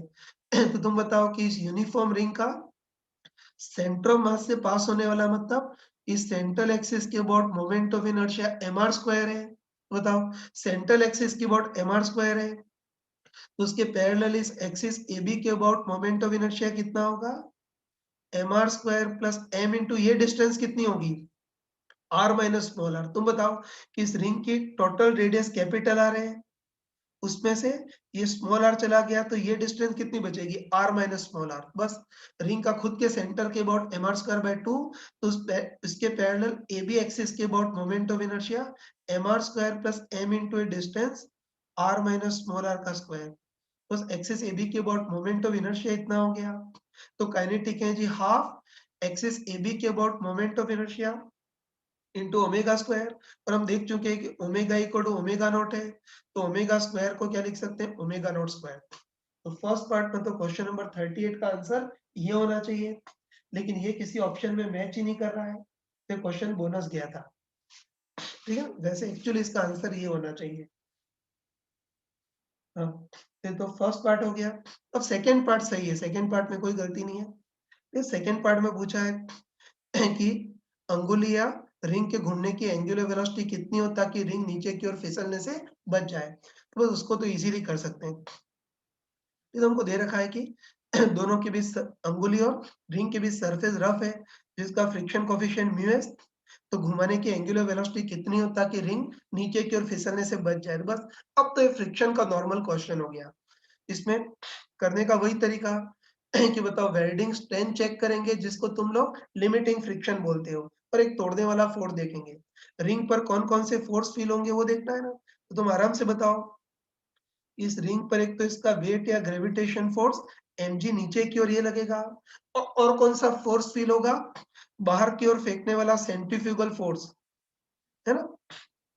तो ये बोल सकते हैं कि एक तो mg, और दूसरा बताओ कि पूरी रिंग इस एक्सिस AB के अबाउट प्योरली रोटेशन कर रही है ना।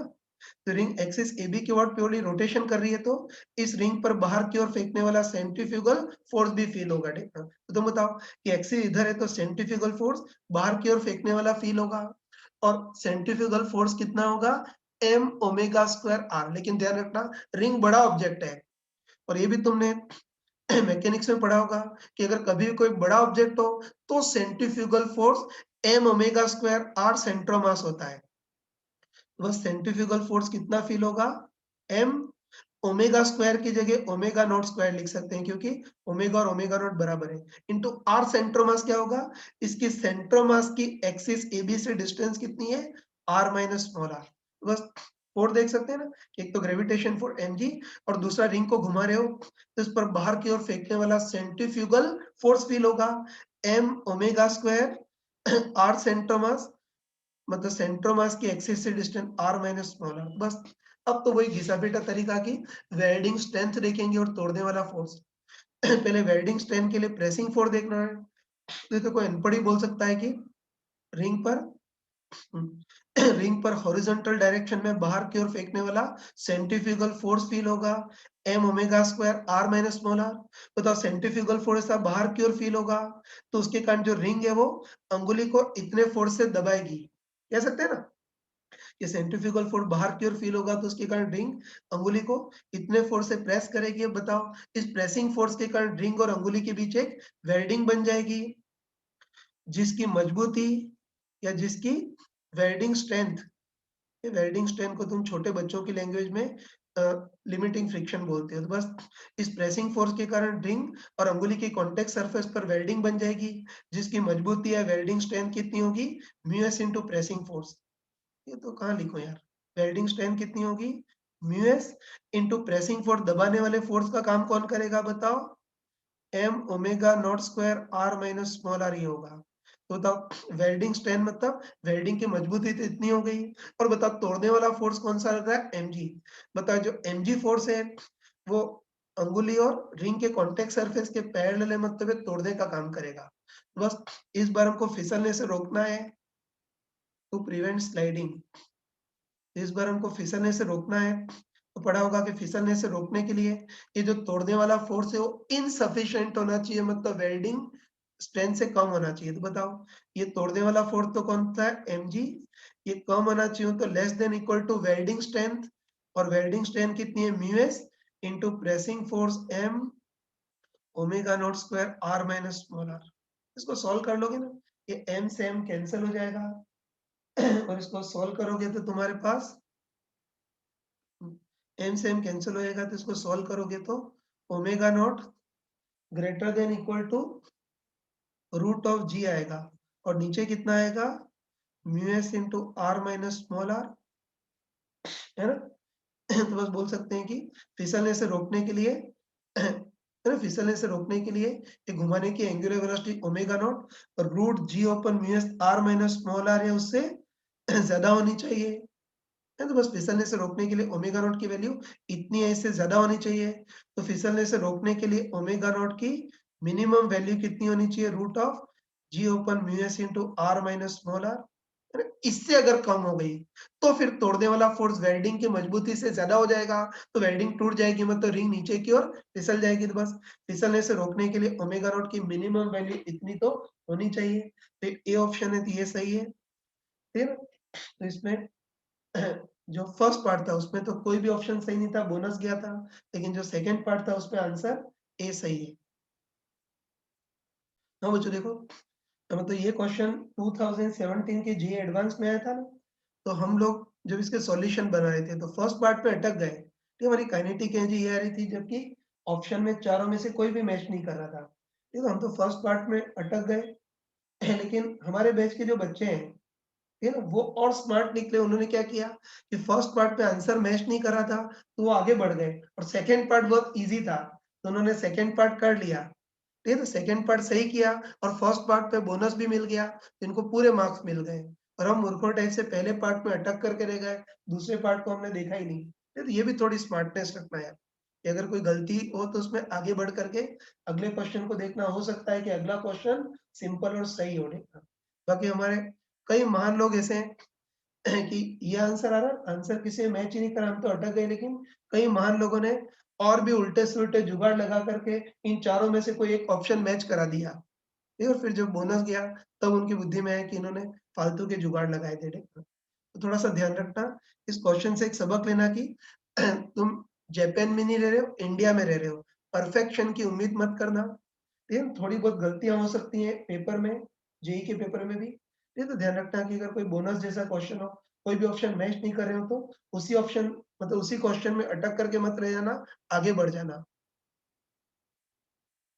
हाँ बच्चों, ये क्वेश्चन नंबर 40 देखना जो जे एडवांस 2018 में आया था और ये लड्डू क्वेश्चन है, ऐसे लड्डू क्वेश्चन नहीं छूटने चाहिए, ध्यान रखना।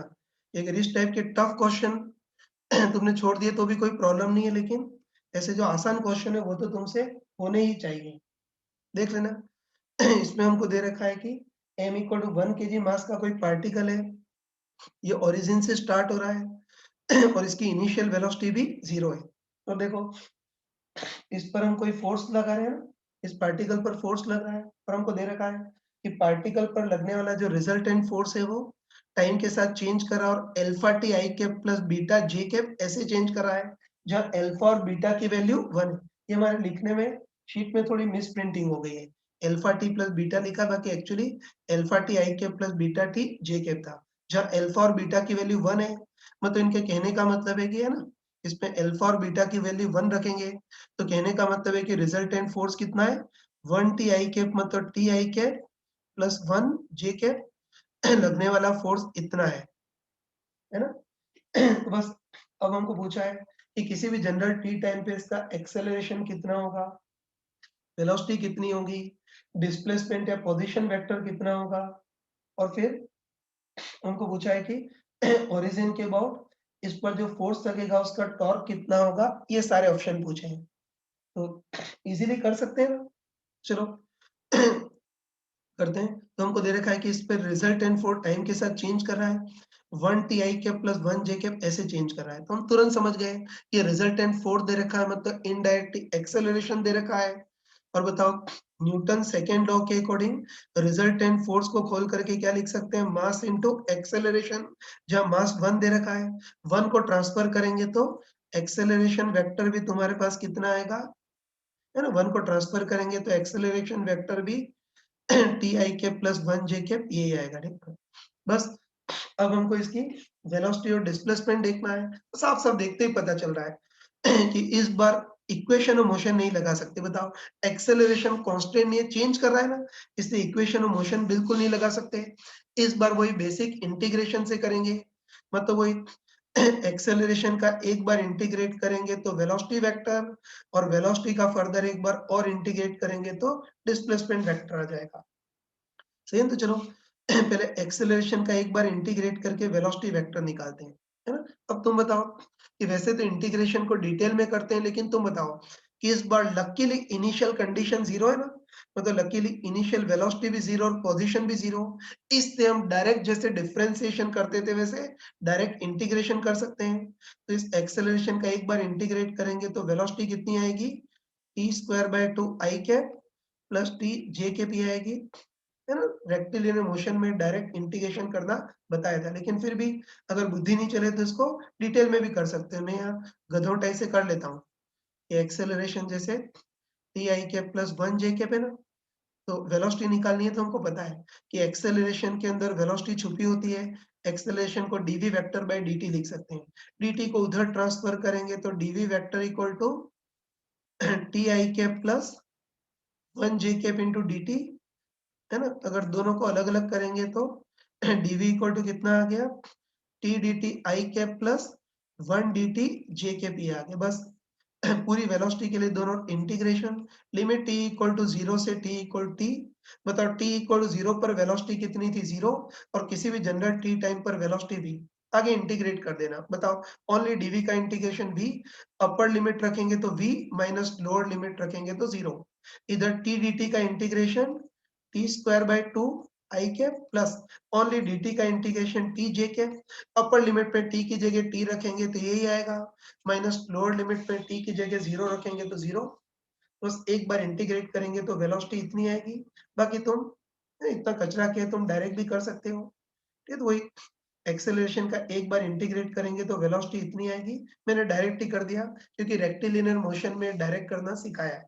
बस एक्सेलरेशन का एक बार इंटीग्रेट करके वेलोसिटी, वैसे ही वेलोसिटी का फर्दर एक बार और इंटीग्रेट करके डिस्प्लेसमेंट, तो डायरेक्ट बताओ कि टी स्क्वायर बाय 2 का इंटीग्रेशन करेंगे तो T cube by 6 I cap plus T D T का इंटीग्रेशन करेंगे तो T square by 2 J cap.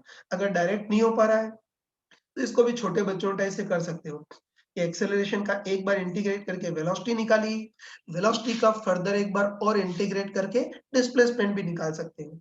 तो हमको अच्छे पता है कि वेलोसिटी को खोल करके हम क्या लिख सकते हैं, rate of change of displacement मतलब ds vector by dt, dt को उधर ट्रांसफर करेंगे तो ds वेक्टर कितना आ गया, T square by 2 dt i cap plus T dt j cap. बस टोटल डिस्प्लेसमेंट के लिए दोनों इंटीग्रेशन, t इक्वल टू 0 से t equal t, t equal to 0 पर डिस्प्लेसमेंट 0 और किसी भी जनरल t पे डिस्प्लेसमेंट निकालना है तो s। डायरेक्ट बताओ, ओनली ds का इंटीग्रेशन s, अपर लिमिट रखेंगे तो s माइनस लोअर लिमिट रखेंगे तो 0 इक्वल टू, इधर बताओ t स्क्वायर बाय 2 dt है ना, 1 बाय 2 बाहर, t स्क्वायर dt का इंटीग्रेशन t क्यूब बाय 3, तो ये t क्यूब बाय 6 इतना i cap plus t dt का integration t square by 2 j cap, है ना। अपर लिमिट में t की जगह t रखेंगे तो ये आएगा, माइनस लोअर लिमिट रखेंगे तो 0। ये तो वही चीज मैंने यहाँ लिखी है, लेकिन डायरेक्ट आना चाहिए कि एक्सेलरेशन का एक बार इंटीग्रेट किया तो वेलोसिटी, और वेलोसिटी का फर्दर एक बार और इंटीग्रेट किया तो डिस्प्लेसमेंट। लेकिन रेक्टिलिनियर मोशन में ये भी चमका करके बताया था कि डिफरेंशिएशन तो डायरेक्ट कर सकते हैं, लेकिन इंटीग्रेशन हम डायरेक्ट तभी कर सकते हैं जब इनिशियल कंडीशन 0, मतलब इनिशियल वेलोसिटी भी 0 और इनिशियल पोजीशन भी 0, तभी कर सकते हैं। इस बार लकीली इनिशियल वेलोसिटी और इनिशियल पोजीशन 0 थी, इसलिए कर सकते हैं, ठीक है। तो एक्सेलरेशन का एक बार इंटीग्रेट किया तो वेलोसिटी, और वेलोसिटी का फर्दर एक बार और इंटीग्रेट किया तो डिस्प्लेसमेंट है। और चलो तुम स्मार्टली बताओ कि इस बार लकीली पार्टिकल ओरिजिन से स्टार्ट हो रहा है, इससे जितना डिस्प्लेसमेंट होगा उतना ही उसका कोऑर्डिनेट होगा, मतलब इसको पोजीशन वेक्टर भी लिख सकते हैं। ठीक है, तुम बताओ कि पार्टिकल ओरिजिन से स्टार्ट हो रहा है, डिस्प्लेसमेंट जैसे 3i cap plus 4j cap है, बताओ x डायरेक्शन में 3 जितना डिस्प्लेस होगा, y डायरेक्शन में 4 जितना डिस्प्लेस होगा, तो इसके कोऑर्डिनेट भी 3,4 या 3i के प्लस 4j के पी होंगे। ये तुमको पता होगा कि पार्टिकल ओरिजिन से स्टार्ट हो रहा है, इसलिए इस बार जितना इसका डिस्प्लेसमेंट होगा उतना ही उसका कोऑर्डिनेट भी होगा, मतलब पोजीशन वेक्टर भी उतना ही होगा। बस अब जो जो पूछा है इजीली कर सकते हैं। बस हमको पूछा है कि t इक्वल टू 1 सेकेंड पर पार्टिकल की वेलोसिटी कितनी होगी, पोजीशन कितना होगा, ये सब पूछा है। फिर t इक्वल टू 1 पर वेलोसिटी देखनी है, तो उसके लिए सिंपली वेलोसिटी वाले एक्सप्रेशन में t की जगह 1 रख देना, तो कितना आ जाएगा 1 by 2 i cap plus 1 J cap, LCM लोगे तो सी ऑप्शन आ जाएगा तुम्हारे पास। t इक्वल टू 1 पे डिस्प्लेसमेंट निकालना है ना, t इक्वल टू 1 पे डिस्प्लेसमेंट निकालना है, तो डिस्प्लेसमेंट के एक्सप्रेशन में t की जगह 1 रख दो, तो कितना आ जाएगा 1 by 6 I cap plus 1 by 2 J cap. और बताओ ओरिजिन से स्टार्ट हो रहा है, इससे जितना डिस्प्लेसमेंट होगा उतना ही पोजीशन वेक्टर भी होगा, तो t इक्वल 1 पे डिस्प्लेसमेंट इतना है, तो t इक्वल 1 पर पोजीशन वेक्टर मतलब ओरिजिन से इस पार्टिकल तक जाने वाला वेक्टर या पोजीशन वेक्टर भी इतना ही होगा, इतना होगा 1 by 6 I cap plus 1 by 2 J cap, यही होगा। तो सी ऑप्शन तो सही है, डी ऑप्शन गलत है। डिस्प्लेसमेंट का मैग्नीट्यूड तो रूट 1 बाय 6 का स्क्वायर प्लस 1 बाय 2 का स्क्वायर, ये 1 बाय 6 से तो ज्यादा होगा, ठीक। उसके बाद हमको पूछा है कि इस ओरिजिन के अबाउट इसका टॉर्क कितना होगा वो देखना है। तो बस तुम बताओ कि इस पार्टिकल पे लगने वाला फोर्स वेक्टर तो हमको दे रखा है ना, बताओ फोर्स वेक्टर तो कितना है, टी आई के प्लस 1 जे के पे ना। हम्म, हाँ, इस पार्टिकल पर लगने वाला फोर्स वेक्टर टी आई के प्लस 1 जे के पे, लेकिन हमको टी इक्वल टू 1 पर टॉर्क देखना है, तो उसके लिए टी इक्वल टू 1 पर फोर्स देखेंगे, इसमें टी की जगह 1 रख देंगे, तो टी इक्वल टू 1 पर फोर्स कितना आएगा, टी आई कैप मतलब 1 I cap plus t J cap मतलब 1 जे कैप। ठीक है, बस तुम आराम से बताओ कि किसी, ठीक है, टी इक्वल टू 1 पर इसमें बोल सकते हैं टी इक्वल टू 1 पर इस पार्टिकल पे लगने वाला रिजल्टेंट फोर्स तो इतना है, और टी इक्वल टू 1 पर ओरिजिन के रिस्पेक्ट में पार्टिकल तक जाने वाला radial vector 1 by 6 I cap plus 1 by 2 J cap है। बस ओरिजिन के अबाउट इसका टॉर्क कितना होगा वो देखना है, बस उनको अच्छे पता है। इस बार सब वेक्टर फॉर्म में दे रखा है, तो टॉर्क क्या लिखेंगे, R vector cross F vector, तो आर वेक्टर तो कितना है 1 by 6 I cap plus 1 by 2 J cap cross F vector कितना है 1 I cap plus 1 J cap. तो इससे टॉर्क निकाल सकते हैं। यहाँ तो डिटर्मिनेंट को कष्ट देने की जरूरत नहीं है, नॉर्मल मल्टीप्लाई कर सकते हैं। पहले इसमें इसका मल्टीप्लाई, तो कोफिशिएंट का कितना भी होगा कि आई कैप क्रॉस आई कैप 0, उसको लिखने की जरूरत है ही नहीं, ठीक है। फिर इसमें इसका मल्टीप्लाई, तो बताओ कोफिशिएंट का मल्टीप्लाई तो 1 बाय 6 इंटू 1 मतलब 1 बाय 6 ही होगा, और अंदर आई कैप क्रॉस जे कैप कितना होता है के कैप, फिर इसका मल्टीप्लाई, इसमें इसका मल्टीप्लाई तो कोफिशिएंट का मल्टीप्लाई तो हाफ, और जे कैप क्रॉस आई कैप उल्टा क्रम है, इसलिए माइनस के कैप, और इसमें इसका क्रॉस प्रोडक्ट करेंगे तो 0। तो ये कितना हो गया 1/6 माइनस 1/2, 1/6 माइनस 1/2 करेंगे तो कितना आएगा माइनस 1/3 के कैप प्लस टी इक्वल 1 पर, है ना, ओरिजिन के अबाउट पार्टिकल पे लगने वाले टॉर्क का मैग्नीट्यूड तो 1/3 न्यूटन इंटू मीटर होगा और डायरेक्शन माइनस के कैप होगी। तो ए ऑप्शन तो सही है लेकिन बी गलत है। बी ऑप्शन में दे रखा है कि टॉर्क की डायरेक्शन प्लस के कैप होगी जबकि एक्चुअली माइनस के कैप होगी। तो उसमें करेक्ट ऑप्शन ए और सी है। तो ध्यान रखना ये क्वेश्चन कोई टफ नहीं था, मुझे भले ही बताने में टाइम लग गया लेकिन तुम फटाफट 2 मिनट में या 3 मिनट में कर सकते हो इसको इजीली। ये तो यही स्किल्स तुमको सीखनी है यार, कि अगर ऐसे-ऐसे टफ क्वेश्चन आए, तो उनको स्किप किया जा सकता है ना? वैसे ही इस टाइप के कुछ डाउटफुल क्वेश्चन या कुछ गलत वाले क्वेश्चन है उसको भी स्किप किया जा सकता है, लेकिन ऐसे जो क्वेश्चन है, जो बिल्कुल फेयर है और बिल्कुल सिंपल है, ये नहीं छूटने चाहिए। सिंपल-सिंपल क्वेश्चन ही कर लिए फिर भी इज्जत बचाने लायक रैंक आ जाती है। हाँ बच्चों। ये क्वेश्चन नंबर 41 जो जेईई 2018 में आया है और ये भी काफी लड्डू क्वेश्चन था, ये भी तुमसे होना चाहिए। ठीक है, देख लेना। इसमें हमको दे रखा है कि ऐसा कोई इंक्लाइन प्लेन है जिसकी हाइट चलो h मान लेते हैं और इंक्लिनेशन एंगल 60 डिग्री मान लेते हैं। ऐसा कोई इंक्लाइन है, हमको दे रखा है इंक्लाइन की सरफेस बिल्कुल स्मूथ है और सब सॉरी क्या बोल गया, ये जो इंक्लाइन है वो बिल्कुल फिक्स है और इसकी सरफेस सफिशिएंट रफ है, ठीक है ना? अब देखो इसके हाईएस्ट पॉइंट्स है, एक तो हमने एम मास आर रेडियस की किसी रिंग को रिलीज किया है और उसी के साथ हमने एम मास आर रेडियस की किसी डिस्क को भी रिलीज किया है और हमको दे रखा है कि इनके और इंक्लाइन के भी सरफेस सफिशिएंट रफ है, मतलब दोनों हमेशा परफेक्ट रोलिंग करते हैं। तो रिंग भी परफेक्ट रोलिंग करती हुई नीचे आएगी और डिस्क भी परफेक्ट रोलिंग करती हुई नीचे आएगी, ठीक है।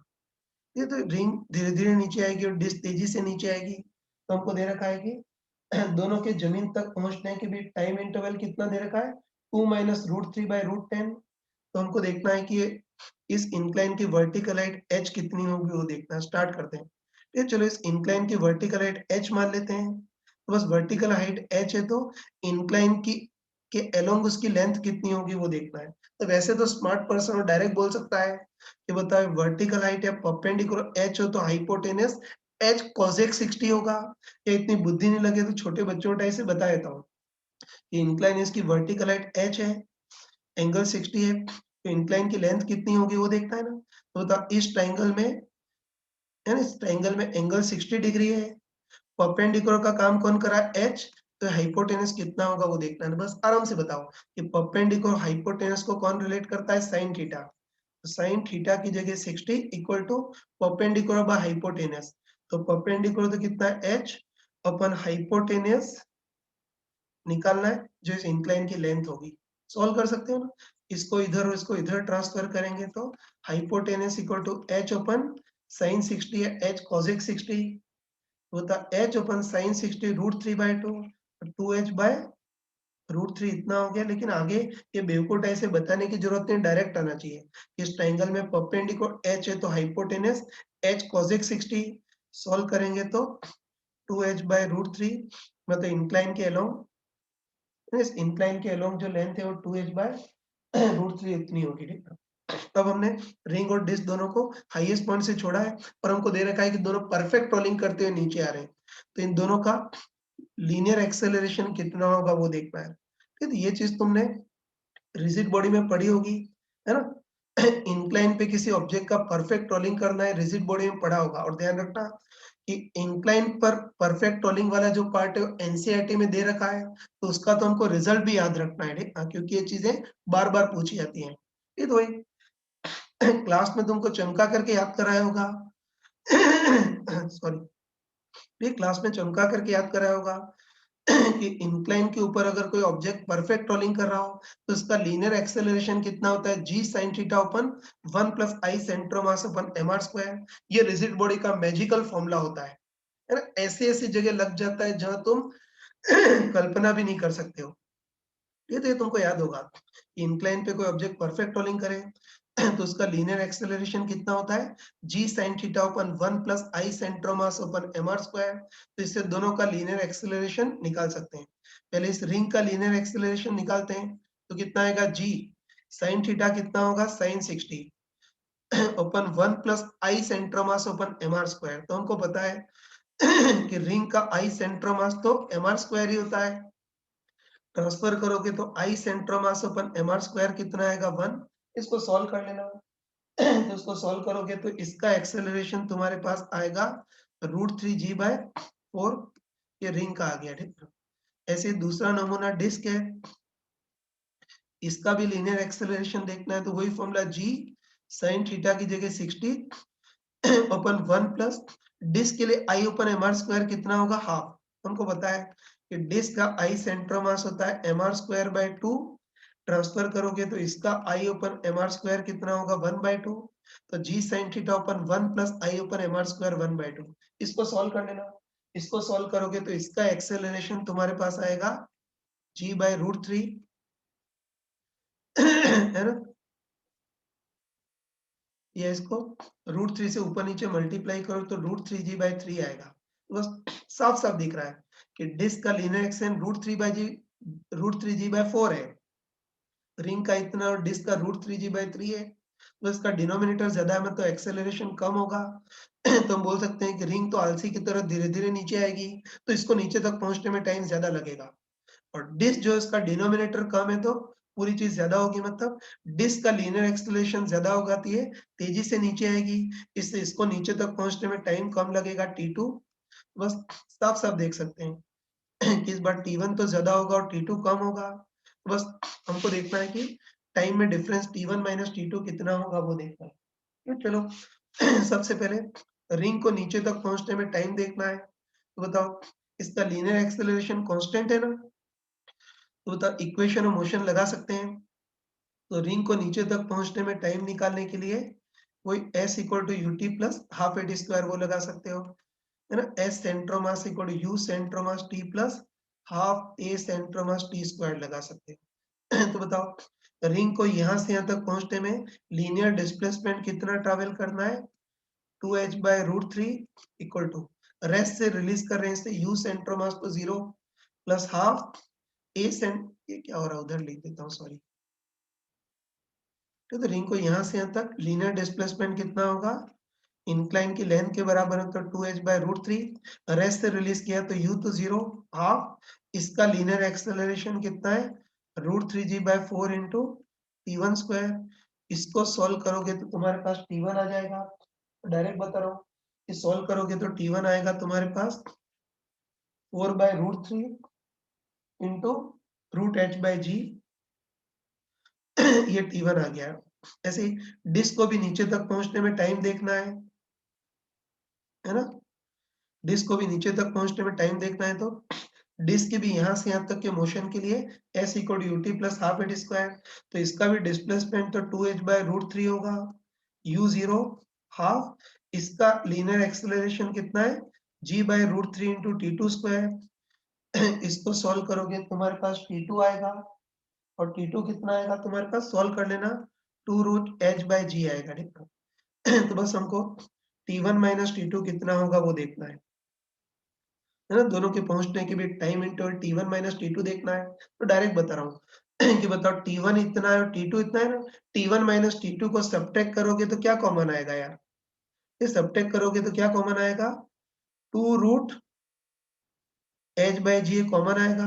तो इधर तो कितना बचेगा 2/√3 माइनस 1, सही है ना। तो कर सकते हो कि t1 माइनस t2 को सब्ट्रैक्ट करोगे तो 2√h/g कॉमन, कॉमन लेंगे तो इधर 2/√3 माइनस 1 है ना। तो दोनों को नीचे तक पहुंचने के लिए टाइम इंटरवल इतना होगा, और क्वेश्चन में टाइम इंटरवल हमको कितना दे रखा है 2 माइनस √3/√10 ये दे रखा है।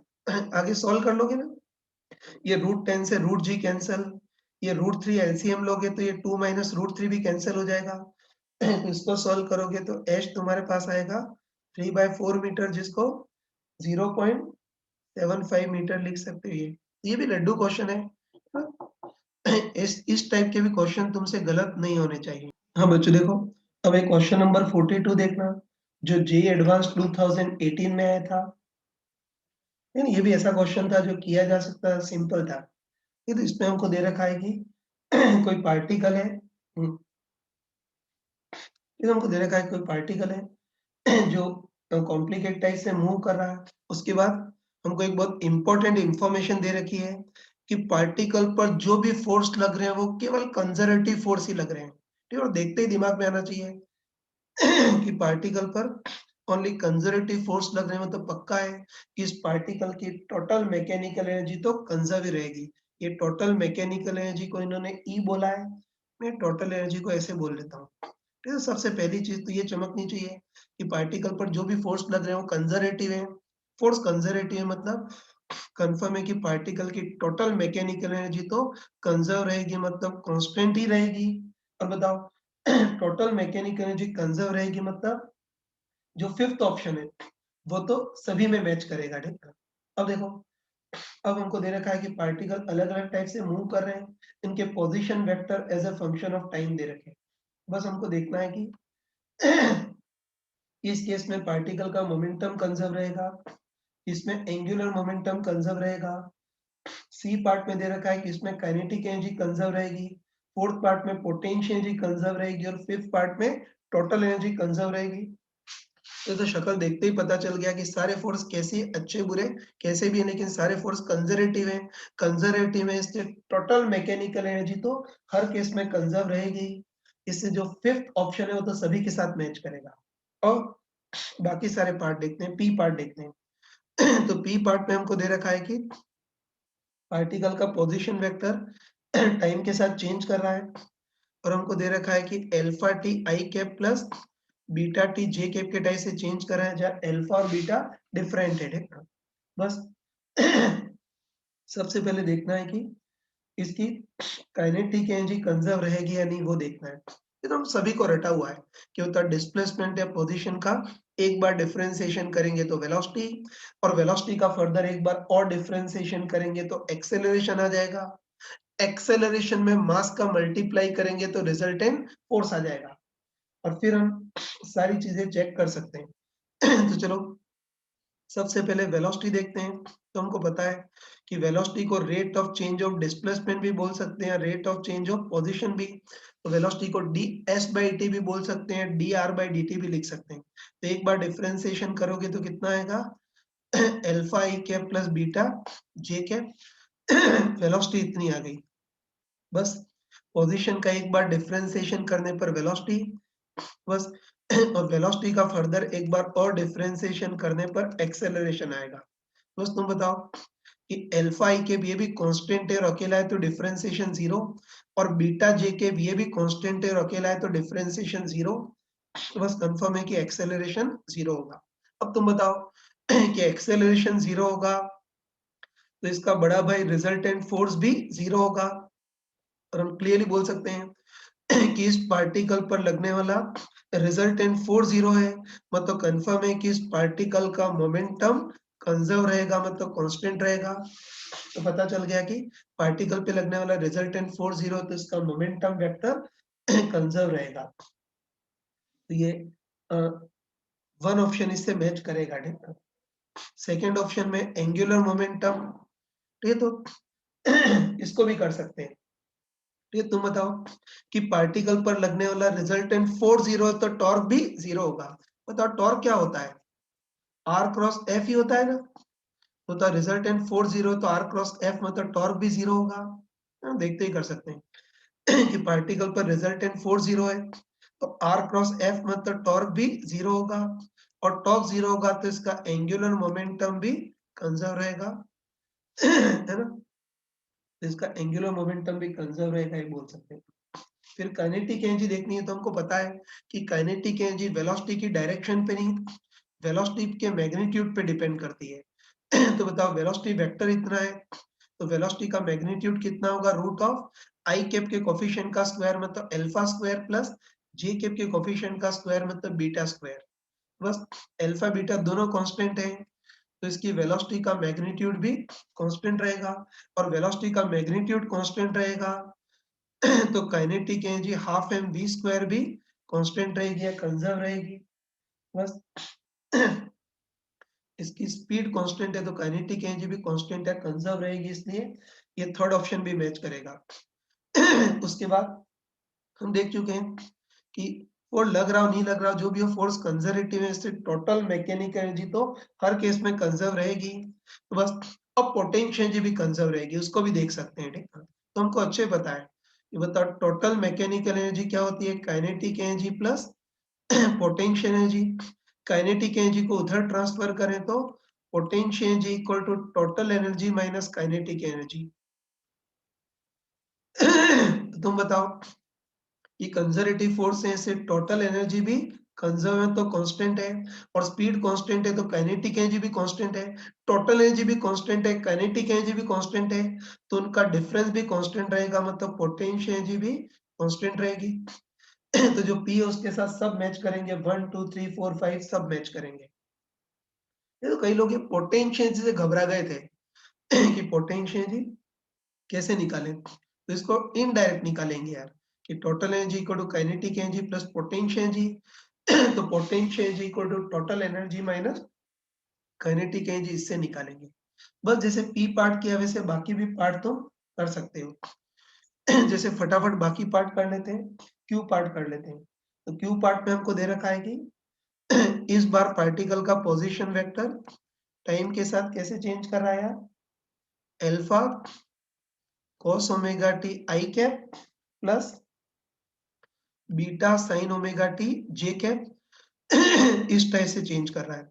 बस यहाँ भी वही कि पोजीशन वेक्टर का एक बार डिफरेंशिएशन करके वेलोसिटी, और वेलोसिटी का फर्दर एक बार और डिफरेंशिएशन करके एक्सेलरेशन। पहले वेलोसिटी देखनी है, तो वेलोसिटी को हम rate of change of position मतलब dr वेक्टर बाय dt भी लिख सकते हैं। तो उसके लिए पोजीशन वेक्टर का एक बार डिफरेंशिएशन करेंगे तो वेलोसिटी वेक्टर आएगा।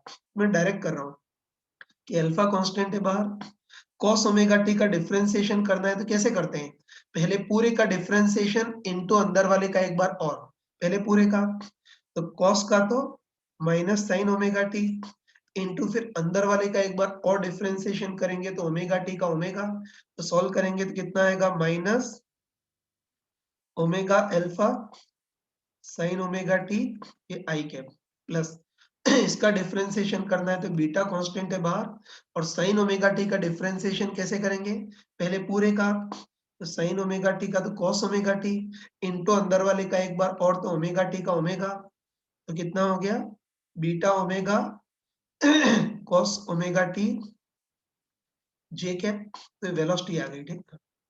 बस पोजीशन का एक बार डिफरेंशिएशन किया वेलोसिटी, वेलोसिटी का फर्दर एक बार और डिफरेंशिएशन करेंगे तो एक्सेलरेशन आ जाएगा। तो उसके लिए वेलोसिटी का फर्दर एक बार और डिफरेंशिएशन करेंगे, डायरेक्ट ही कर रहा हूँ।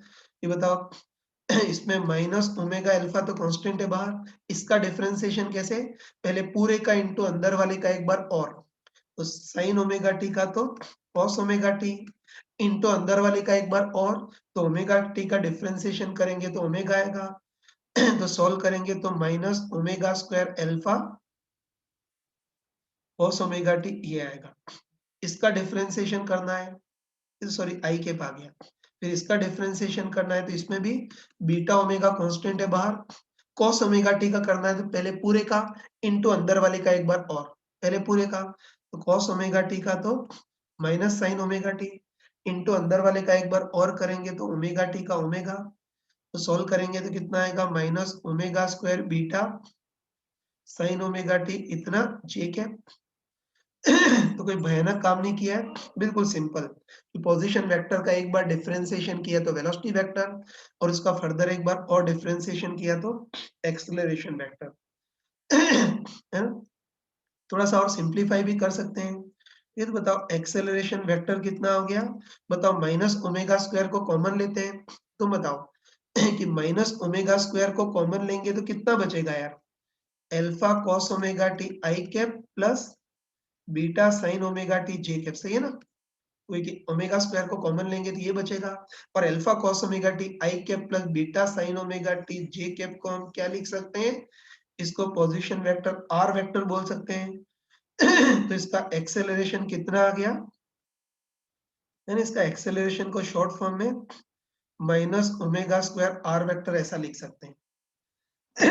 है ना, ये आ गया, बस एक्सेलरेशन इतना आ गया, तो इस पर लगने वाला रिजल्टेंट फोर्स कितना होगा, सिंपली मास इंटू एक्सेलरेशन, तो मास का मल्टीप्लाई करेंगे तो minus M omega square R vector ये आ गया बस। अब हम सारी चीजें चेक कर सकते हैं। देखो सबसे पहले पार्ट में दे रखा है इसका मोमेंटम कंजर्व रहेगा, बताओ सही है गलत? बिल्कुल गलत। तुम बताओ, इस बार पार्टिकल पर लगने वाला रिजल्टेंट फोर्स जीरो नहीं नॉन जीरो है, और तुम बताओ कि पार्टिकल पे लगने वाला रिजल्टेंट फोर्स जीरो नहीं नॉन जीरो है, मतलब इस बार इसका मोमेंटम कंजर्व नहीं रहेगा, इस रिजल्टेंट फोर्स के कारण इसका मोमेंटम चेंज होगा, ठीक है। तो वन ऑप्शन तो गलत हो गया, ठीक है।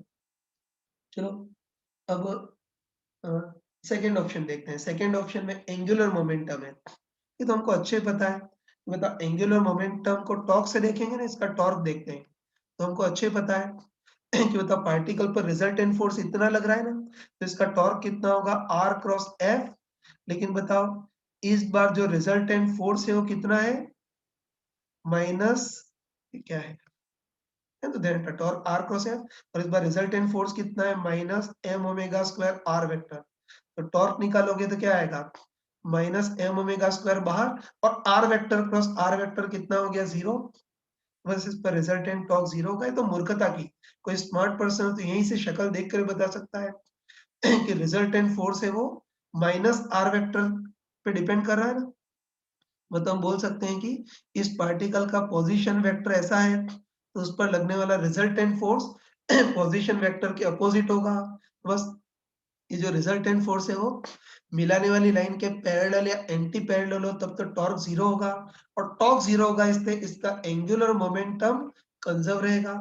बस रिजल्टेंट फोर्स जीरो नहीं है इसलिए मोमेंटम तो कंजर्व नहीं रहेगा, लेकिन रिजल्टेंट टॉर्क जीरो इससे एंगुलर मोमेंटम जरूर कंजर्व रहेगा। तो सेकंड जो है वो मैच करेगा, फर्स्ट मैच नहीं करेगा।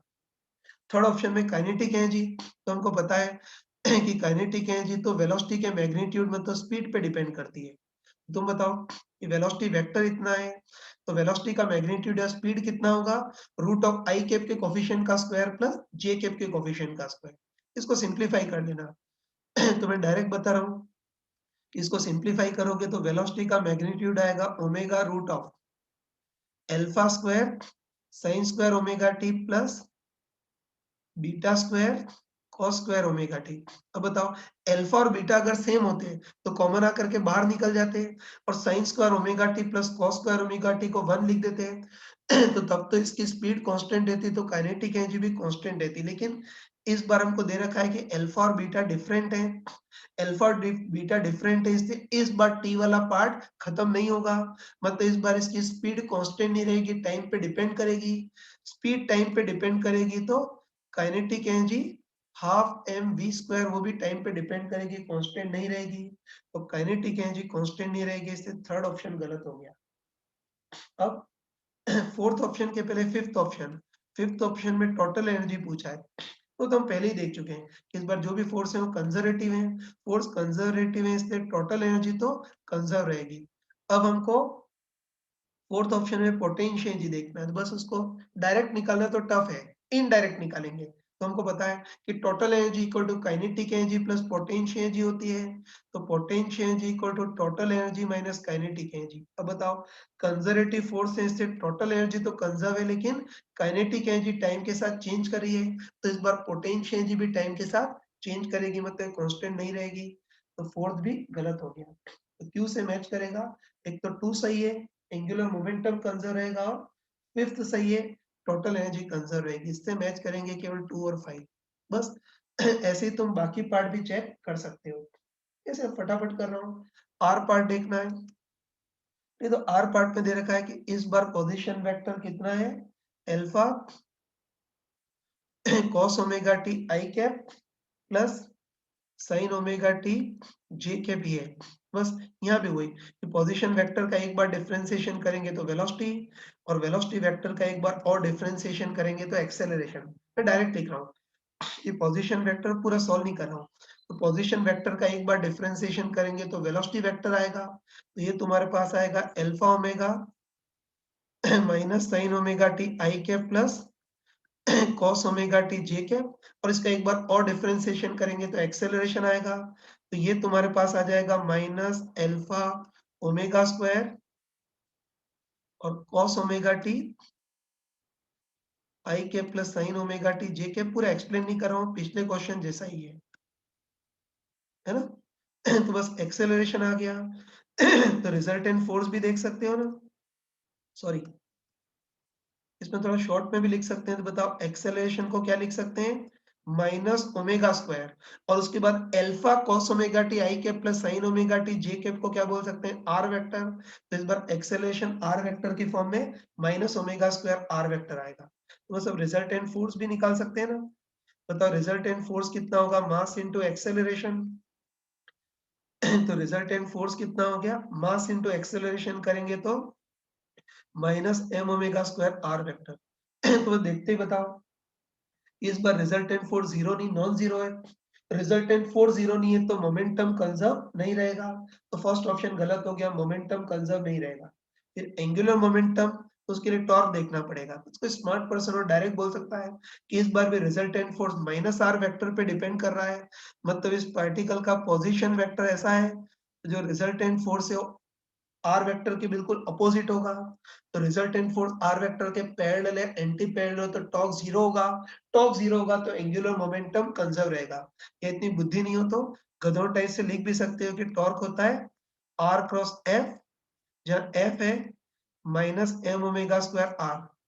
तो माइनस एम ओमेगा तो बाहर, और आर क्रॉस आर कितना हो जाएगा, जीरो। तो टॉर्क जीरो हो गया, और हमको पता है कि लगने वाला रिजल्टेंट टॉर्क जीरो, तो एंगुलर मोमेंटम कंजर्व रहेगा। तो ये सही है, सेकंड ऑप्शन सही है, फर्स्ट गलत है। काइनेटिक है जी, तो वो स्पीड पे डिपेंड करती है, हमको स्पीड देखनी है या वेलोसिटी का मैग्नीट्यूड देखना है। तो डायरेक्ट बता रहा हूँ कि वेलोसिटी का magnitude root of i cap के कोफिशिएंट का स्क्वायर प्लस जे कैप के कोफिशिएंट का स्क्वायर। तो अल्फा ओमेगा तो इस मोह माया से बाहर होगा, और आई कैप के कोफिशिएंट का स्क्वायर करेंगे तो sine square omega T plus j cap के कोफिशिएंट का स्क्वायर करेंगे तो कॉस स्क्वायर ओमेगा टी, और sine square omega T plus cos square omega t 1। तो इसकी स्पीड कितनी बची, केवल अल्फा ओमेगा, मतलब इसकी स्पीड कांस्टेंट। स्पीड कांस्टेंट है तो काइनेटिक एनर्जी भी कांस्टेंट रहेगी, ये सही है। फिर पोटेंशियल एनर्जी देखना है। तो तुम बताओ, स्पीड कांस्टेंट है, से काइनेटिक एनर्जी कांस्टेंट है, और दूसरा हमको चमका के दे रखा है कि कंजर्वेटिव फोर्स है, इससे टोटल एनर्जी भी कंजर्व रहती है, तो पोटेंशियल एनर्जी भी कांस्टेंट रहेगी, हमको पता है। एक total energy equal to kinetic energy plus potential energy. तो potential energy total energy minus kinetic energy. Total energy भी कंजर्व है, काइनेटिक एनर्जी भी कांस्टेंट है, तो पोटेंशियल एनर्जी भी कांस्टेंट रहेगी। इस टाइप से कर सकते हैं। ऐसे एस ऑप्शन भी कर सकती हूँ, एक बार फटाफट देख लेना। एस ऑप्शन में पोजीशन वेक्टर हमको दे रखा है alpha T I cap plus beta by 2 T square j cap, ये दे रखा है। बस पोजीशन वेक्टर का एक बार डिफरेंशिएशन करोगे तो वेलोसिटी वेक्टर, तो अल्फा आई कैप प्लस बीटा टी जे कैप, और इसका एक बार और डिफरेंशिएशन करेंगे तो एक्सेलरेशन वेक्टर आएगा, तो जीरो आई cap plus beta j cap. तो एक्सेलरेशन इतना आ गया, एक्सेलरेशन इतना आ गया, तो रिजल्टेंट फोर्स होगा मास इंटू एक्सेलरेशन। तो mass into acceleration beta j cap. तो resultant force m into beta j cap आ गया। तो साफ साफ दिख रहा है कि रिजल्टेंट फोर्स जीरो नहीं, नॉन जीरो है। रिजल्टेंट फोर्स जीरो नहीं है, मतलब मोमेंटम कंजर्व नहीं रहेगा, फर्स्ट तो मैच नहीं करेगा। ऐसे टॉर्क देखना है ना। तो टॉर्क कितना होगा बताओ, आर क्रॉस एफ, है ना। लिख देता हूँ चलो इधर। तो टॉर्क कितना होगा बताओ, आर क्रॉस एफ। तुम बताओ, ये आर वेक्टर तो हमको ये this thing i cap plus beta t square j cap दे रखा है। क्रॉस एफ वेक्टर कितना है, एम बीटा जे कैप। तो तुम बताओ कि इस बार आर और एफ पैरेलल नहीं है ना, पता नहीं, तो आई कैप जे कैप दोनों में, और फोर्स केवल जे कैप में। तो इस बार आर और एफ पैरेलल नहीं है, पैरेलल नहीं है, मतलब इस बार क्रॉस प्रोडक्ट जीरो नहीं होगा। क्रॉस प्रोडक्ट जीरो नहीं होगा तो टॉर्क भी जीरो नहीं होगा, और टॉर्क जीरो नहीं होगा तो इसका एंगुलर मोमेंटम कंजर्व नहीं रहेगा, टॉर्क के कारण एंगुलर मोमेंटम चेंज करेगा। बस रिजल्टेंट फोर्स लग रहा है उसके कारण मोमेंटम चेंज होगा, और रिजल्टेंट टॉर्क लग रहा है तो उसके कारण एंगुलर मोमेंटम भी चेंज होगा, कांस्टेंट नहीं रहेगा। काइनेटिक एनर्जी के लिए स्पीड देखनी है, तो स्पीड कितनी होगी, root of alpha square plus beta square T square. तो स्पीड चेंज कर रही है, स्पीड चेंज करी तो काइनेटिक एनर्जी भी टाइम के साथ चेंज करेगी, ये भी कांस्टेंट या कंज़र्व नहीं रहेगी, नहीं ना? अब टोटल एनर्जी तो वो तो कंज़र्व ही रहेगी, हमको दे रखा है कि फोर्स कंज़र्वेटिव है इसलिए टोटल एनर्जी तो कंज़र्व ही रहेगी, अब पोटेंशियल एनर्जी देखनी है। तो पोटेंशियल एनर्जी होती है total energy minus kinetic energy. तो बताओ कंज़र्वेटिव फोर्स है इससे टोटल एनर्जी तो कंज़र्व है लेकिन काइनेटिक एनर्जी चेंज कर रही है, तो इनका डिफरेंस भी चेंज करेगा मतलब पोटेंशियल एनर्जी भी चेंज करेगी। बस इसमें इस ऑप्शन में कंज़र्व कौन रहेगा? केवल टोटल एनर्जी, इससे मैच करेगा केवल 5। तो ये बताने में टाइम लग गया लेकिन 2 या 3 मिनट में इसको इज़िली किया जा सकता था। तो ऐसे क्वेश्चन भी छूटने नहीं चाहिए।